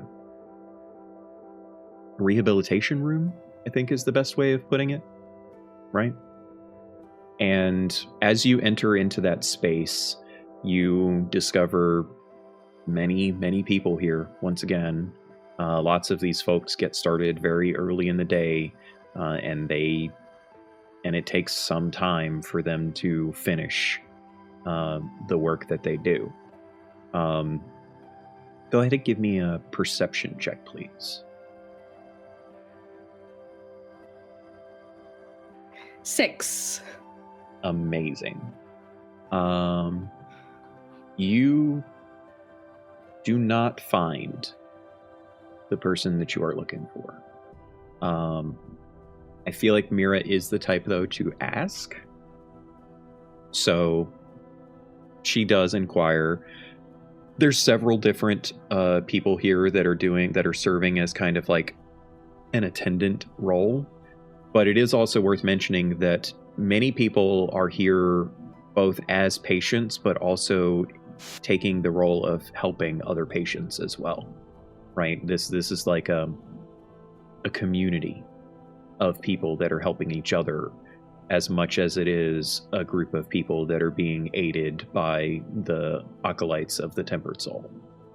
And so you ask a couple of different people until eventually one points you at the human that you are in search of, and you see him there more or less standing in the middle of the room, like in plain sight. You don't know how you missed him, but there he is. And so as you approach him, you can see that he's helping out another person who is currently, it seems as though the person that they're helping, rather, they had some kind of an issue with their hand, and like he's like working the hand, kind of massage techniques and getting them to like flex it, and they are going through a few exercises of like picking up a wooden sphere and like rolling it between fingers and such like that. And there's eventually you don't have to wait overly long, like maybe 15-20 minutes before that patient is like, they're struggling with things, and the human fellow is like, no, that's okay, it's fine, just we'll try again later. Take a rest, get some water, take a rest, you're doing great. And that person like gets up from the table and starts walking away, and you see him kind of lean back in his chair and sigh pretty heavily as he closes his eyes for just a moment.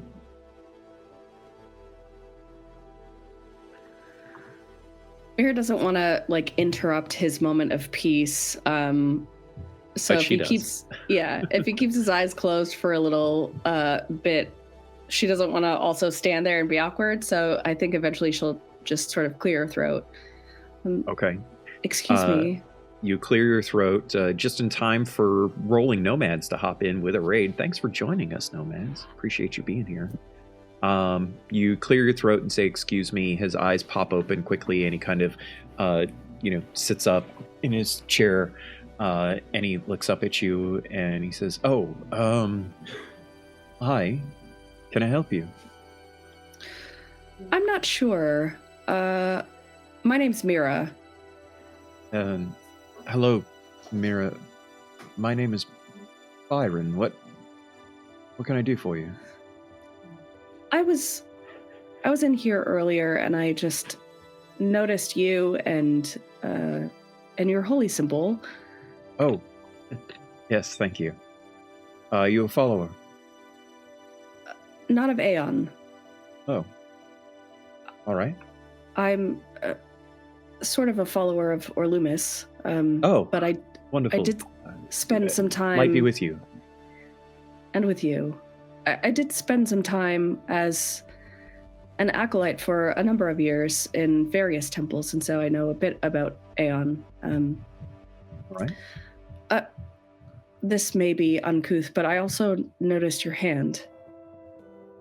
He just like instinctively looks down at his hand, and when he holds it up, like you can see a little bit more clearly that the metal gauntlet, for lack of a better way of describing it, that kind of wraps his hand and encompasses some of his wrist.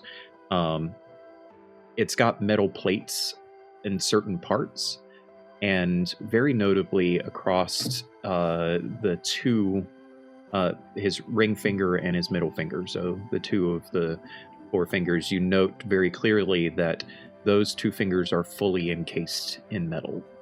And even though the rest of the fingers have metal bits and almost like a exoskeleton like structure over them, you can see the flesh of the rest of his fingers and hands, but those 2 fingers in particular are completely covered in metal entirely.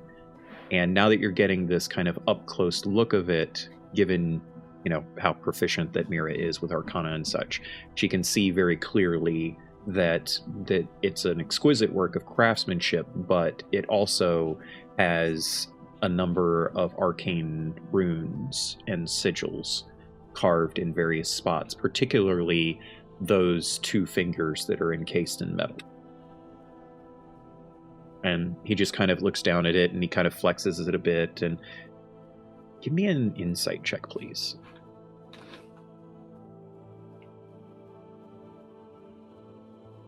Nope.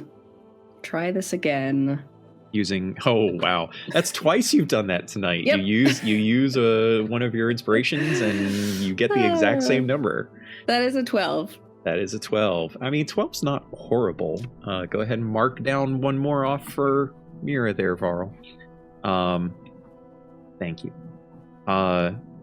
He's a little self-conscious about it. You can kind of pick up on that. But he kind of brushes any of that aside pretty quickly as he just like flexes his hand and kind of smiles at you and says, yes, well, they helped me out quite a bit here after my accident. And he notices your hand, and like his facial expression changes. I'm assuming that it is wrapped back up now. Yeah. And his facial expression changes, and he says, how bad is it? And she'll just start unwrapping it again, because it's easier to show someone than to talk about it. As you start to unwrap it, he kind of gestures to the chair across the table from him. And you note that this table is, it's basically like 3/4 of a circle with a person, chairs on both sides, and a couple of people or a couple of chairs on the inside where he is sitting, although he's currently there alone. Who I guess ostensibly in this case would serve as the therapists to the others that would be seated around it. And so he gestures for you to sit, and you start to unwrap the hand. He's very cautiously, he can't hide his facial expressions that badly or that well. And so he kind of winces for you as you are going through this. I'm sure that Mira also winces more than a few times as she's undoing the bandage. And you just like hold it out to him, or yeah. As you hold out your hand to him, he looks at you for eye contact, like asking with his eyes to examine your hand. Then he cradles it very gently in his own hand. I don't think I've seen anything quite this bad before. Not a burn, anyway. I would ask how it happened, but I would be afraid of the answer. I touched a shiny rock. Was it superheated by the suns? More like very intense magic. See. Well, still looks very fresh. A week? Not quite. Just kind of turns her hand in his, examining as much as he can. Eventually, after a few moments, he kind of takes the cloth of her wrap and starts draping it over the hand and starts slowly binding it back up for her. And you note very clearly that he has a distinct amount of practice with this, where your hand wasn't bound incorrectly before, but there's a difference in someone who, specializes in this sort of thing, so to speak. And he binds up the hand all very quietly until he finishes, and then he just kind of lets go. I don't know if you can be cured of that. I'm assuming that, and he kind of looks at one of the followers, one of the acolytes in the temple, I'm assuming that they have tried to heal you. They have, yes.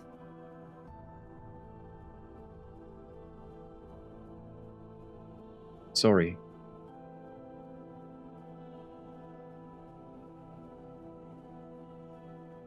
Can I ask what happened to yours? Oh. I was a Wainwright for a brief shining moment. And some tools got away from me. And I lost some of my fingers. And the other two were horrifyingly damaged. Told the filaments between the joints could never be healed.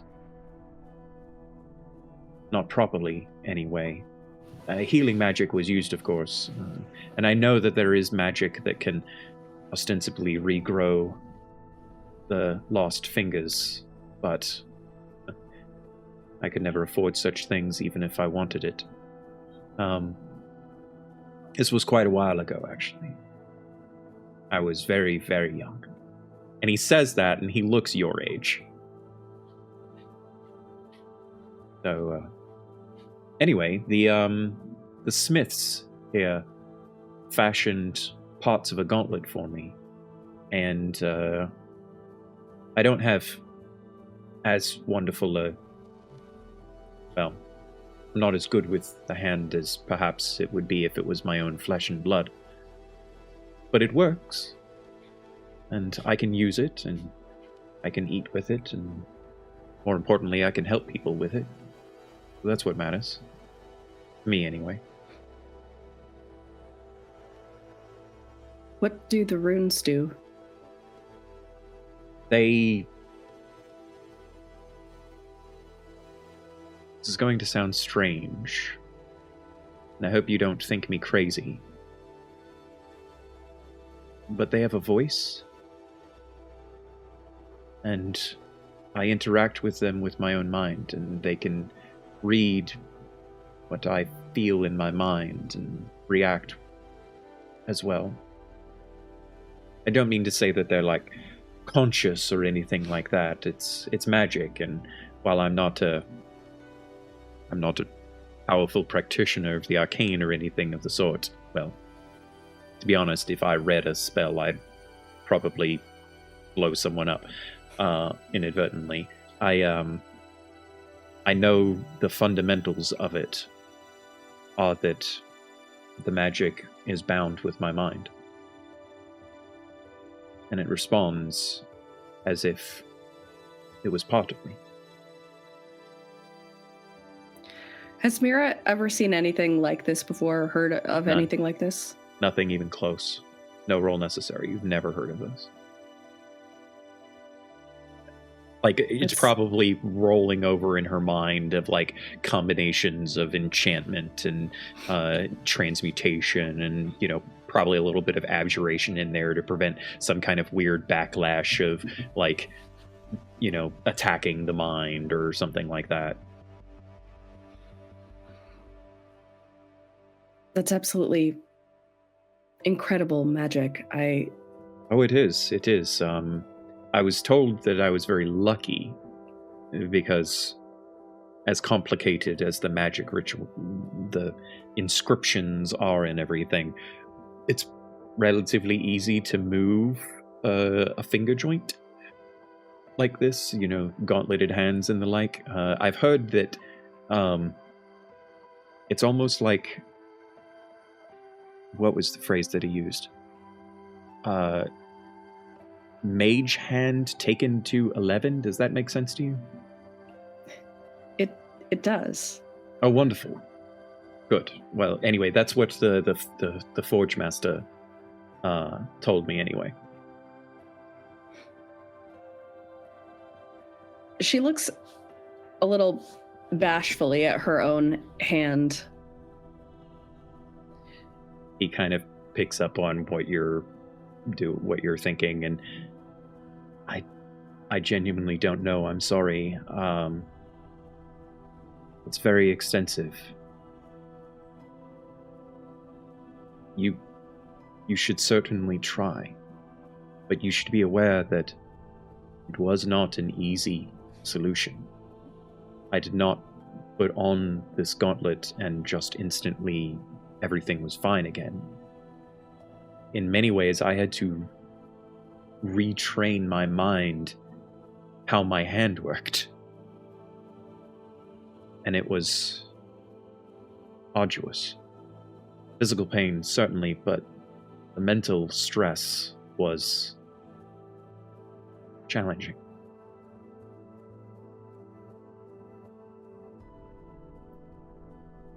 I think healing is often like that. Of course, absolutely. And that is what has given me insight into helping others through their ailments too. Ooh, kitty cats. Sorry about that. Do you have any advice or words of wisdom for me?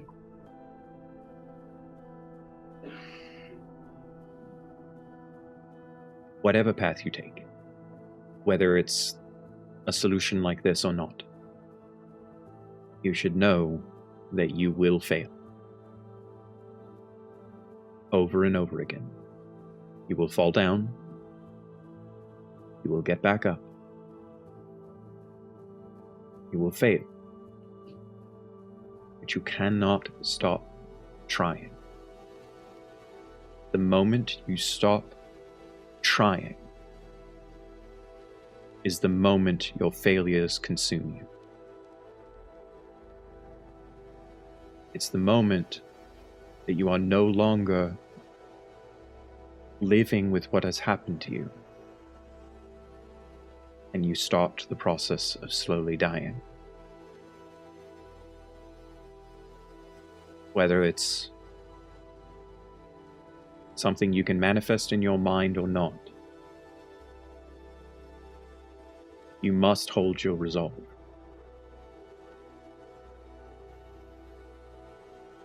Because it will fail you over and over again.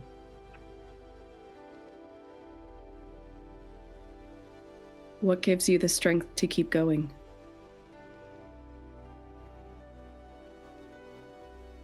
I know that my impairment does not prevent me from caring for others. I know that what I do every day is a benefit to someone. That's enough for me. Now that may not be right for you, and that's fine. You may just do it for yourself, and that's fine too. I know many people that have endured hardship, whether it be physical, mental, social. Doesn't matter. In the end, you just have to keep trying.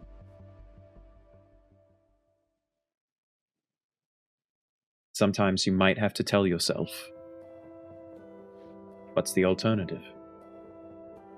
Because the alternative can oftentimes be more scary.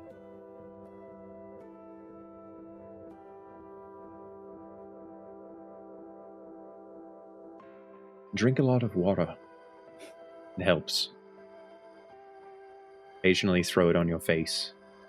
Give yourself the shock that you need. That's all I've got.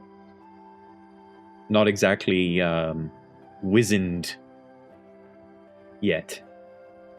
So. I think you're well on your way. I'll make sure and tell my husband you said so.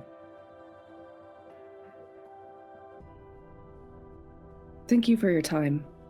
Of course. I'm happy to help.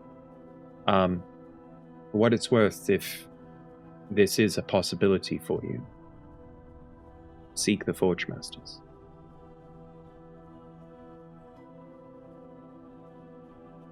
Light be with you. He holds his holy symbol, and with you. I will slowly make my way back toward the aforementioned meeting place. You guys find yourselves together once again.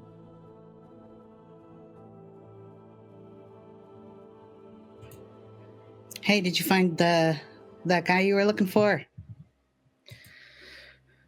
Yeah, I did. Good, bad? Yeah, how did it go? Well, his hand is a work of arcane marvel. It's incredible. I've never seen anything like it. And he told me that if something like that is an option for me, I should seek out the Forge Masters. Okay. Do you want to try to find some Forge Masters then? Well, we're not expecting your hand to fall off, right? We're not. That's not. I don't think it'll fall off, no, but I'm not sure that doing magic with it like this is going to work. You're not thinking of cutting it off, are you? No. His was more like a glove, a gauntlet. Okay. Yeah. Okay, as long as there's no dismemberment going on, I'm fine. I'm okay if there is dismemberment. Sisk. Needs must, right? What is wrong? No. Gauntlet. We're doing a gauntlet. What is wrong with you? What did you learn Great. from Kelisnor? A lot, it feels like. Sisk, you took notes. I did, yeah. So he was impressed that we were able to get some information from Darren. Let me see. He's also not in some kind of sexual relationship with Terathos. Yeah, it's like... That I did glean expertly on the first go. Yeah. I asked. Oh no, you were there when I asked Terathos about the water genasi. So there was a shrine in the south called the Anvil, which is not it like predates known history over here, which is nuts. The Intreska stuff is like 1,000 years old. This is further than that. Intreska is like 4,000 years old. Yeah. 4,000 years old. So even not more nuts.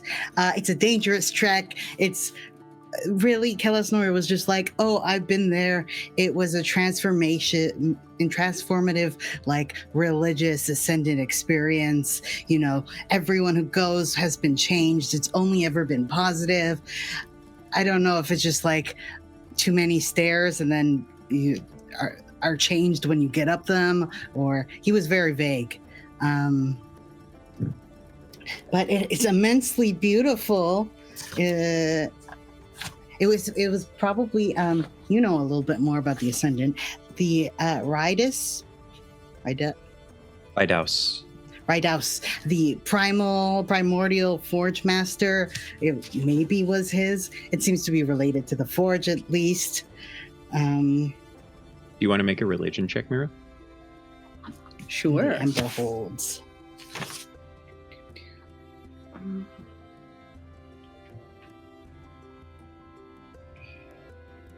$13.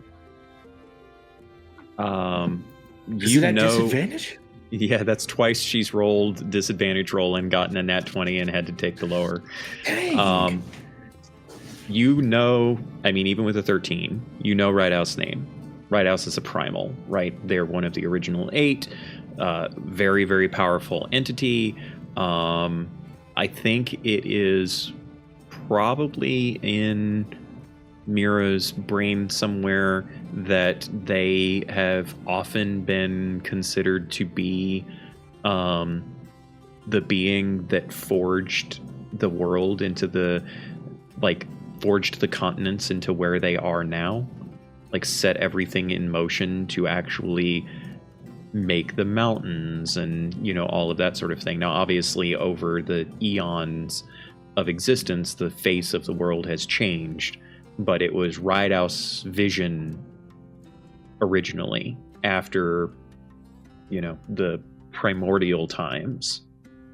Rydaus basically set the world in motion that allowed for mortality to exist, for mortal beings to evolve on the world.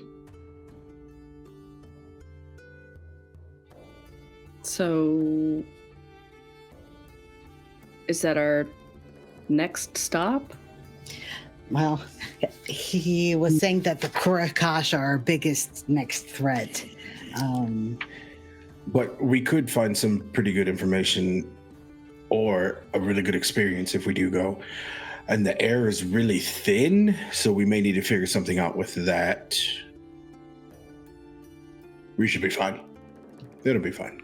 It won't be fine. It's never fine. I don't know. You said you have to see Ganthelrook, right? Maybe he can help us with thin air. It's never fine. Oh, jeez. Stress all of a sudden. Even Sisk's disadvantage on insight can recognize that Bren is having on the verge of a mental breakdown here. Having a moment. The ship is stressful. We'll be fine. You're totally right. We'll be fine. But we have to... We're gonna die. We're gonna die going to touch more rocks to have that out-of-body experience. If it doesn't change me, it better kill me because I am tired. And as you say that, Terathos actually walks up behind you, surprisingly quiet for as large of a man as he is, just walks up right behind Bren and says, "Who's killing who now?" Ah! Jeez! You can't do that while I'm spiraling. What did you say? Why are you spiraling, my friend? Thin air. We have to deal with thin air. I don't even know what that means. I spoke with Loren, and she's willing to speak to you. It should be noted, though, that she's pretty fragile, so take some care with what you say if you don't mind. I'll try. All right. Is now all right? That was as good a time as any, yes. All right. Follow me. And he kind of leads you back towards the wing of the temple where you know that Dayron was staying, except he kind of passes by a lot of those smaller rooms and leads you further down the hall. And eventually, I mean, not too much longer after, the hallway kind of opens up into a bit of a courtyard. And as you step out kind of in the sun's light, you can see that there are a number of people about, mostly acolytes, mostly in some form of prayer or reverie or the like. It's not very many. It's maybe a half dozen or so. And a couple of them are standing or sitting with a woman that you do not recognize at first. I think Sisk probably picks up on it first. As you approach this woman, you can see now that the robes of the Kourokash are off. The strange glowing face markings, the paint that had been applied to her face is gone. Her hair isn't clean, but it's cleaner than it was. She has been at least somewhat bathed and is wearing these comfortable white robes that the temple has provided for her. And she's sitting cross-legged on a bench. And you can tell very clearly, all of you can tell, even Sisk with Sisk's bad insight can tell that she has been just wrecked with tears. Even now, as you approach and she looks up at you, her golden yellow eyes that you remember being so fearsome before are softer now.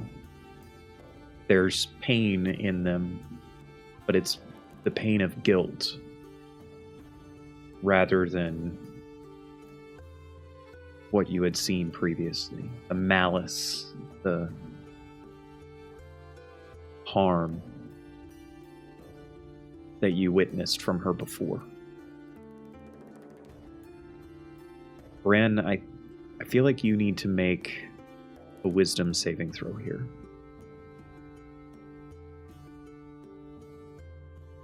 There's a part of her that Bren recognizes, almost like flashbacks to, of seeing this woman with glowing face paint and horrific looking spectral blades in her hand as she was just attacking Bren over and over before.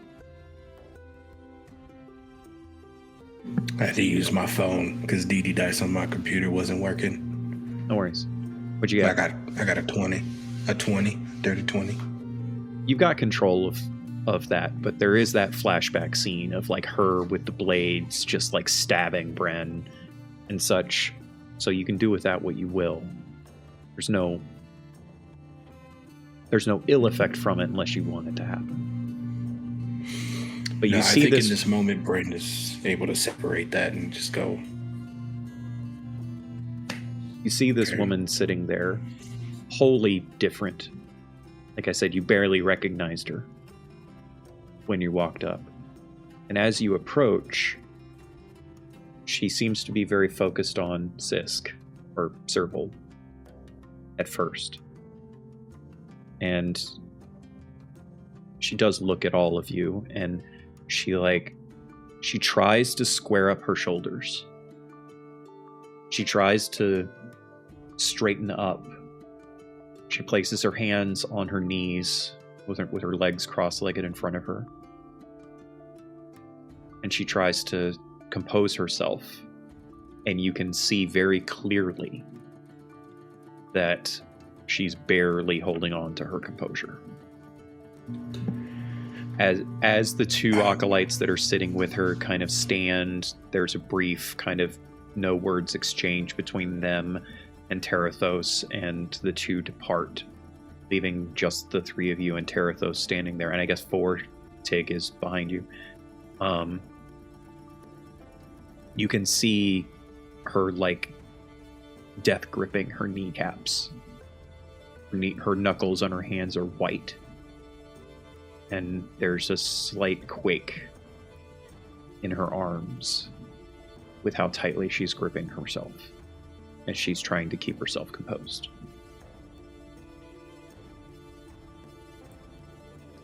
I think similarly to Darren, Serval will kind of get a little bit closer, very gently, very slowly.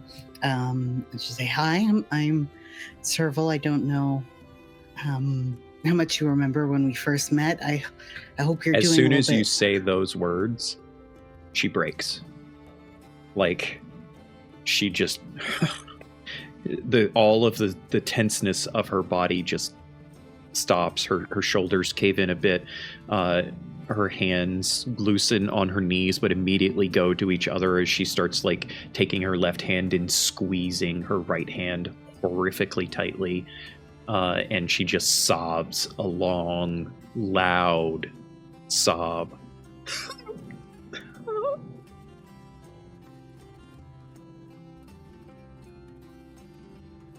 She looks up at you, and you can see you could tell very clearly that she wants to cry. Her body is probably incapable of crying at this point. Yeah, a lot. And as she looks at you, it becomes apparent that although she looks mostly human, she has the eyes of a fire genasi. And there is a slight coloration of her skin that makes Sisk, probably more so than the rest of you, think that she is a fire genasi. And she just looks up at you, and she says, "I remember everything. All of it. Every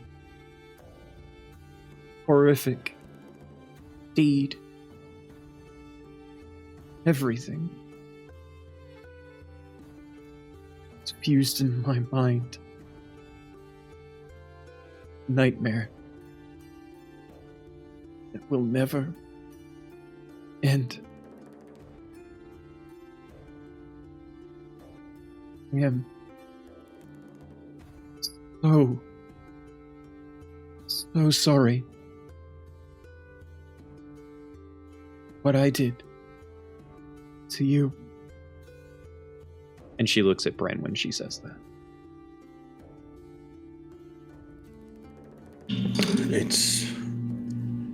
It's okay. You didn't fully know. I know that the words you say are heartfelt, but it's really not okay. The things that we did in his name are...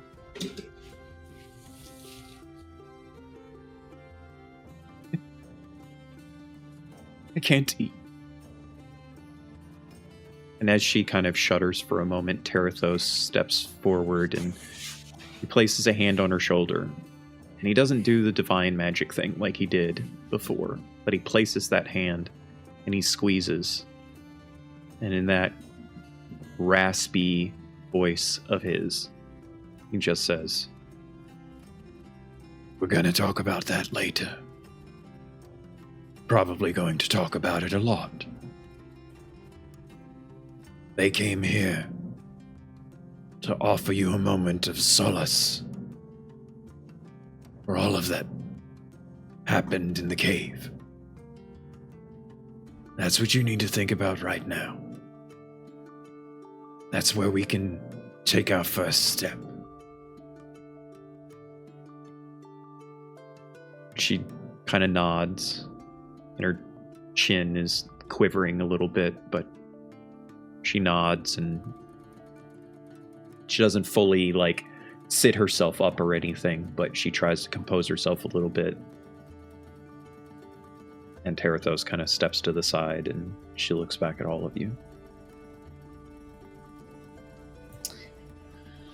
Well,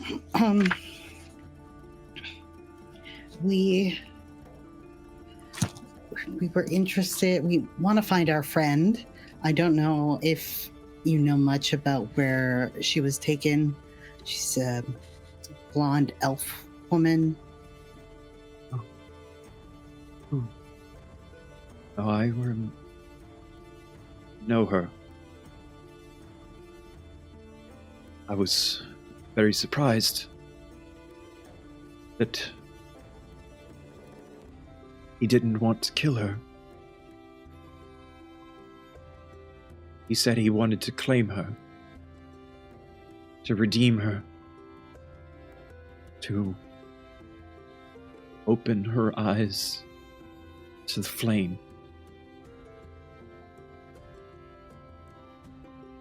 So he took her. He took her through the pathway.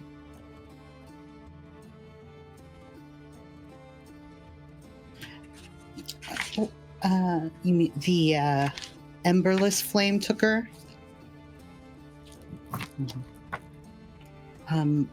The pathway. What's the pathway? The Hey there, Rebels Without a Castle. Thank you for joining us. Appreciate the raid.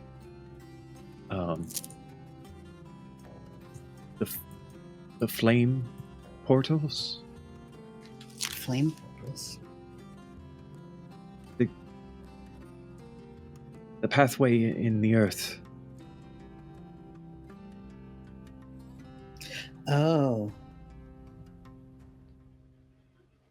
It's a kind of... And she winces in real pain as she says this. It's a passageway. It connects to other places.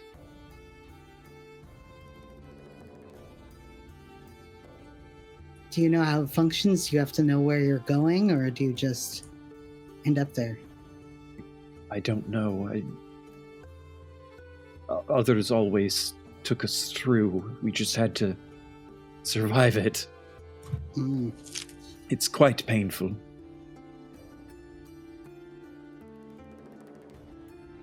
More than a few of us burned to death traveling. Does the emberless flame prefer fire genasi? Like, yes, we often can survive the rituals better than others.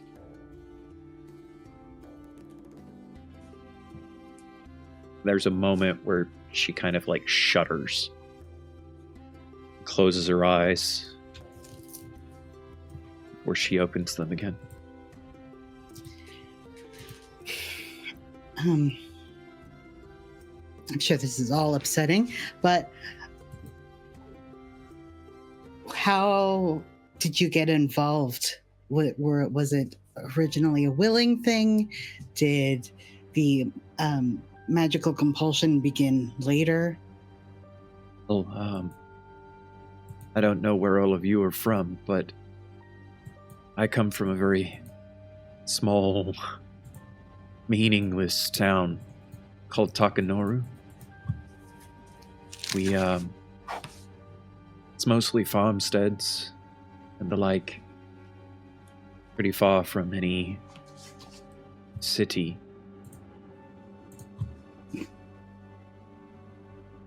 And my mother and I didn't get along very well.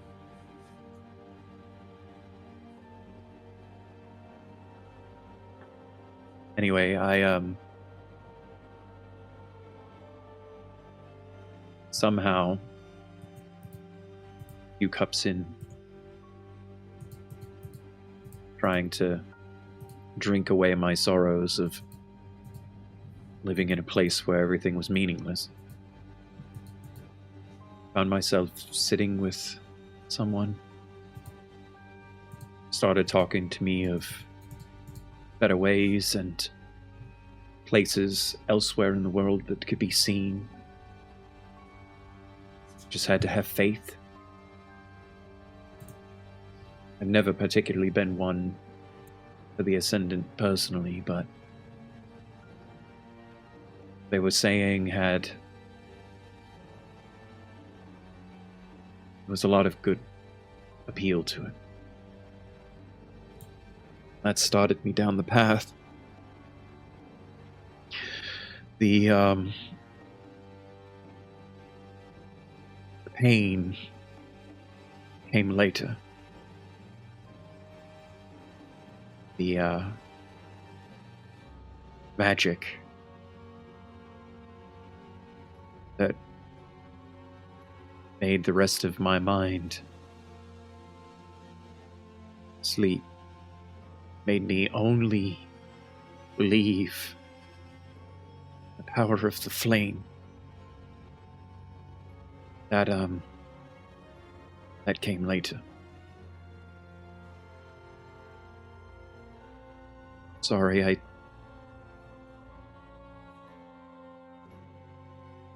I just can't. I don't want to talk about that, if that's okay.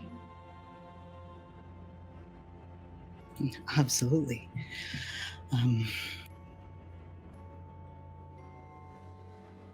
Generally speaking, we were all recruited from places like that. I got the feeling that they had been to Takanoru before. So, maybe that's what they do. They find stupid little girls and arrogant, idiotic boys and licked them. The flame.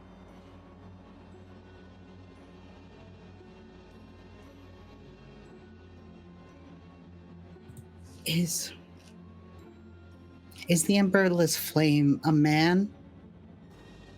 Oh.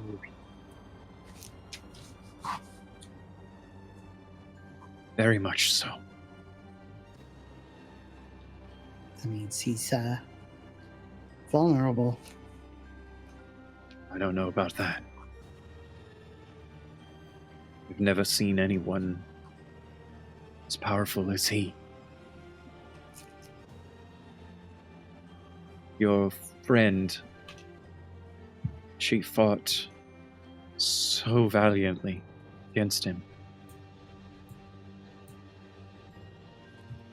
I'm sorry to admit this, but we all wanted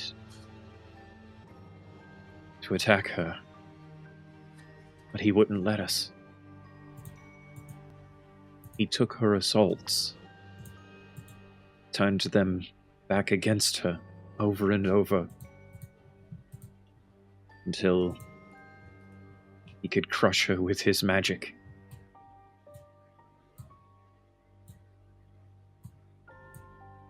By the time he carried her unconscious body through the pathway,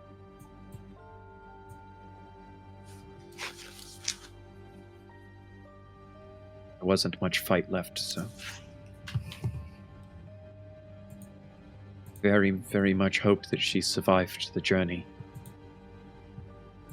But I also,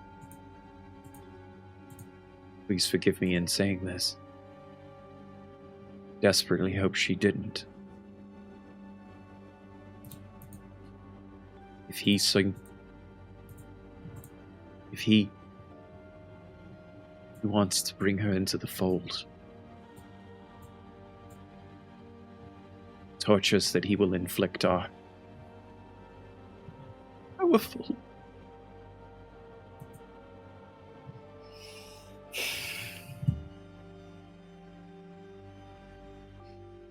We'll stop them.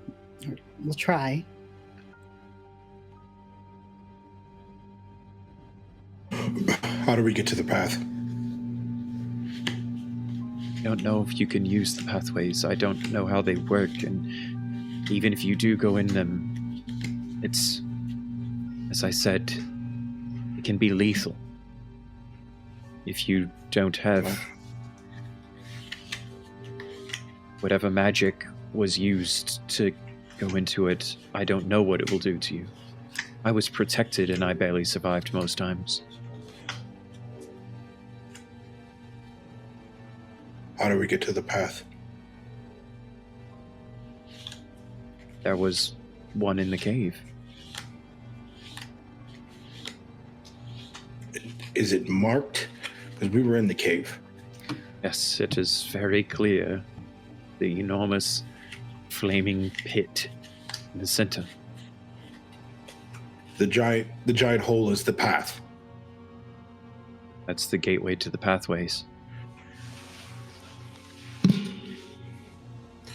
So when that person threw themselves in there, they were escaping. They weren't. Yeah. Great. Someone has escaped? One of your own threw themselves in the hole. We thought they were ending it. Well, if it makes any difference, they might have been. As I said, it's a hard journey, and I don't know. I'm sorry. I truly wish I could be more help. You're doing amazing, sweetie. And when you say that, she kind of breaks a little bit. I've been in a similar boat. Back where I found these folks, I had been controlled myself with it was a smart little tiara-looking thing, but I can hardly remember most of the things that they got me to do, but it's hard. I'm still working on it myself. Yes, it's... But it gets better. I don't see how that's possible, but time will tell, I guess.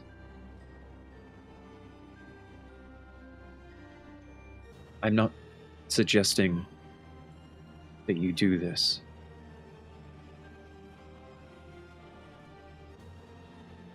I know that I have absolutely no right at all to ask it. But if you go to Takanoru in search of these people, could you please tell Mako, she's my mother, let her know that her daughter's still alive? I'm going to try very hard to come home soon.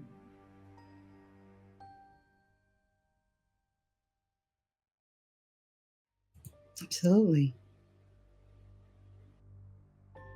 You just full collapses, break down, sobbing, tears can't come because, she's all out of them.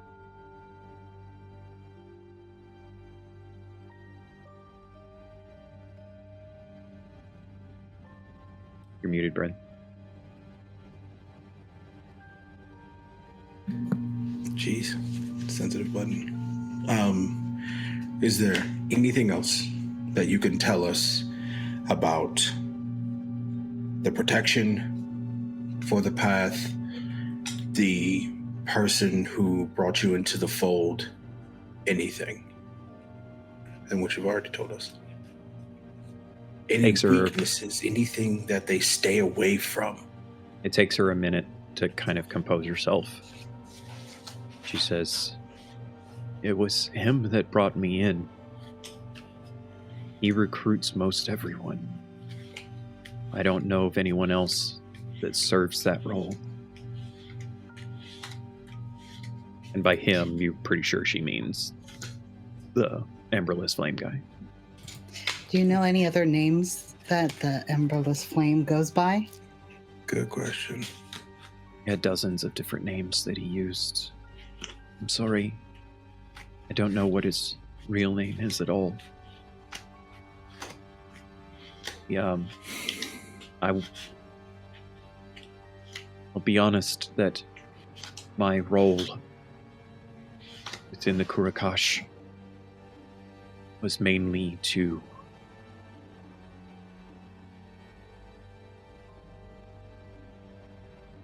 end those that were deemed unworthy, or those that were standing in his way, and he didn't want to do it himself.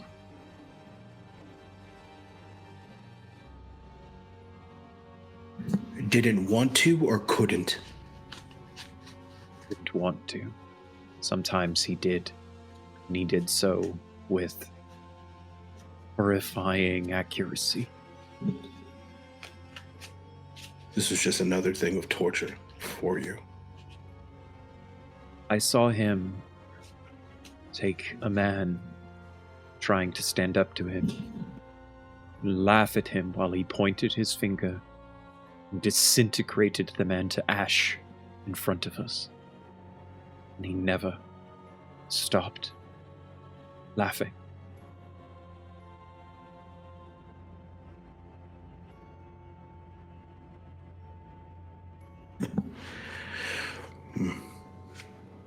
Well, If it Okay. if it helps at all, the pathways, they are some kind of network or something. I went to at least 6 different places in my time with them. They go all over. They are always in dark places. One was... Several were caves like what you saw, but there was one that was in the basement of some old artisan shop that had long since been condemned. There was another that was in a temple that had not been in seen service or people for probably decades. They were always darkened places. If that matters at all. it does. It does immensely, actually. Only in Kuvalia that you know of, or As far as I know, yes. But it is worth mentioning that he was very recently going on and on about how our reach was about to grow tremendously. That some new thing was going to allow us to travel the skies and reach places that we could only dream of. Surprise. That's us. yeah. Oops. She looks at you quizzically like she doesn't understand.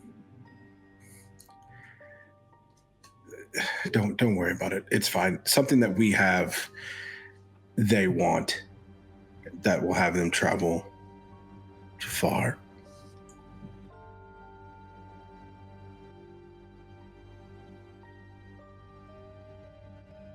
Do you know if the pathways are connected to ley lines? Sorry, I don't know what that is. That's okay. I don't know if it would matter at all. And I don't know where you might find him, but There was a man. His name was the Pale Herald, or at least that's what the cultists called him. I don't think he was Kourokash. He didn't bear any marks or didn't have the same affectation as the rest of us.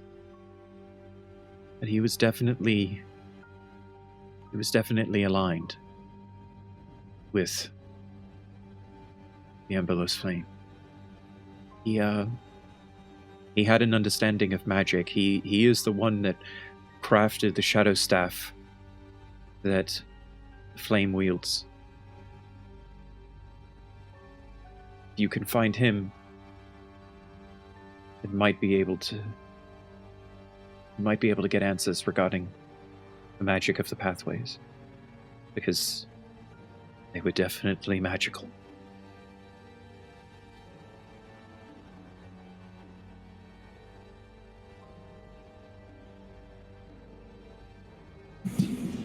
Thank you for that.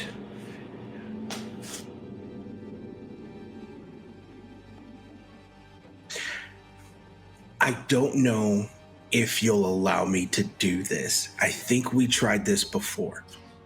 And you were like, I don't know if it'll work that way, but I don't remember what we did.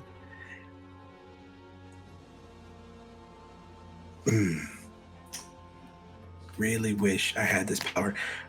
So Mind Link allows me to communicate telepathically with someone. Right. The people here don't like telepathy, right? Yeah, but she was, but she was also part of a cult. So like, you know. Yeah, all good. Okay, so I said that with love. It's just more so of all these monikers I have to remember. That's why we have Kay. Okay. Kay's so good at notes. I wonder if they would be able to communicate in thoughts and feelings in the sense of like images if I did a mind link. I mean, you know that's how you communicated with Star. Star, yeah, but like Lyran.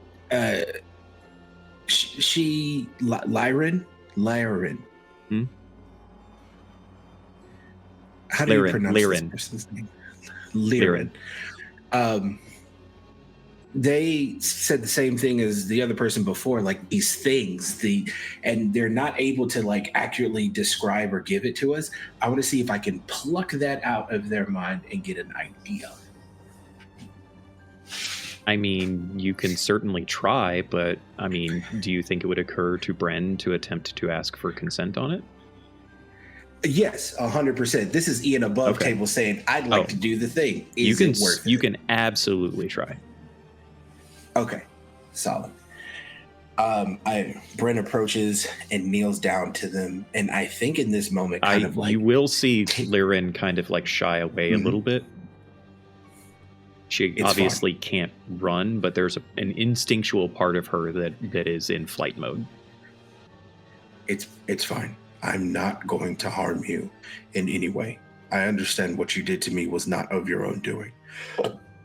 Excuse me. Sorry, we had biscuits. You say that, but you need to know there was a part of me, regardless of whatever affliction was in my mind, there was a part of me that desperately wanted to kill you. Do you want to kill me now? No, I don't want to kill anyone. That's fine. That's fine. We're not all of our thoughts. I don't even know what that means. You can see very clearly that she is on, like, she hasn't even made the first step yet. She's still in the process of, like, trying to convince herself that she can even take the first step in what is very likely going to be a horrifically long journey.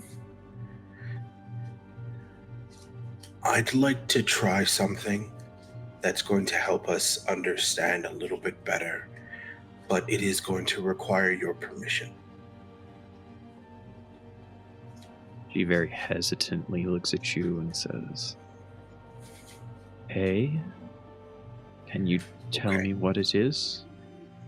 Yes, 100%. Now, this is a secret for everyone here. Can you keep that secret for me? I will tell you, but you need to keep it safe.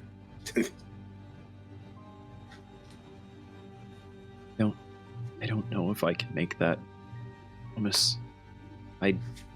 Can you try? Roll a persuasion check for me.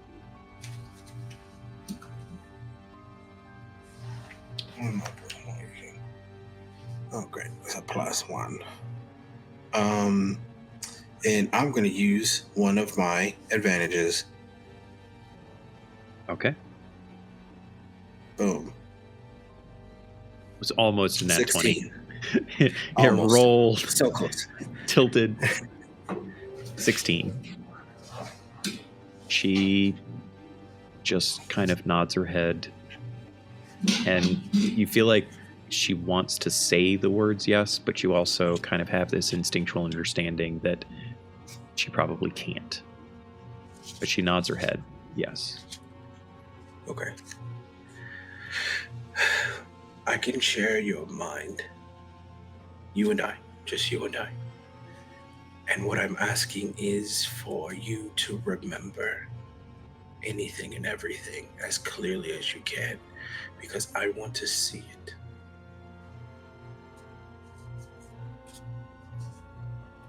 I'm also going to ask you to speak up a little bit, Ian, because that was very quiet.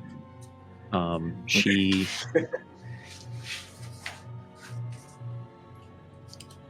just nods and barely audibly tells you, "I'll do what I can." Barely audibly. Thank you. And then I begin the mind link. Okay. I need for you to please make a charisma saving throw. Charisma? Actually, this is going to be intelligence saving throw. Oh, God, smart boy. Smart boy. Here we go. Smart boy, let's go. Did that roll? You got a 10 What on was the that? die. It's 15 total. Okay.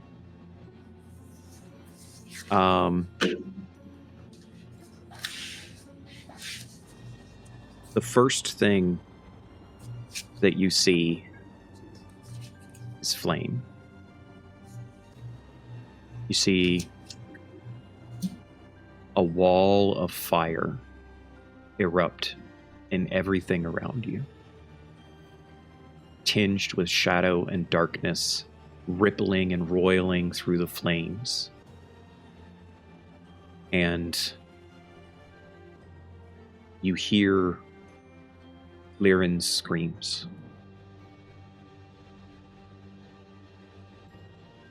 Pain unlike anything that you've ever comprehended. Pain that would break a normal person. It astounds you that you have no concept of time, as everything is drowned out by the screams. Her memory of the curse being afflicted upon you is so powerful that it flings you backwards onto your ass as if an unseen force threw you, mightier than any physical form could ever throw you. And as you all see Bren unconscious on the ground. A single tear rolls out of the side of his eye, steaming with flame inside of it. And that's where we're going to call it tonight, ladies and gentlemen. Oh, Thank you so much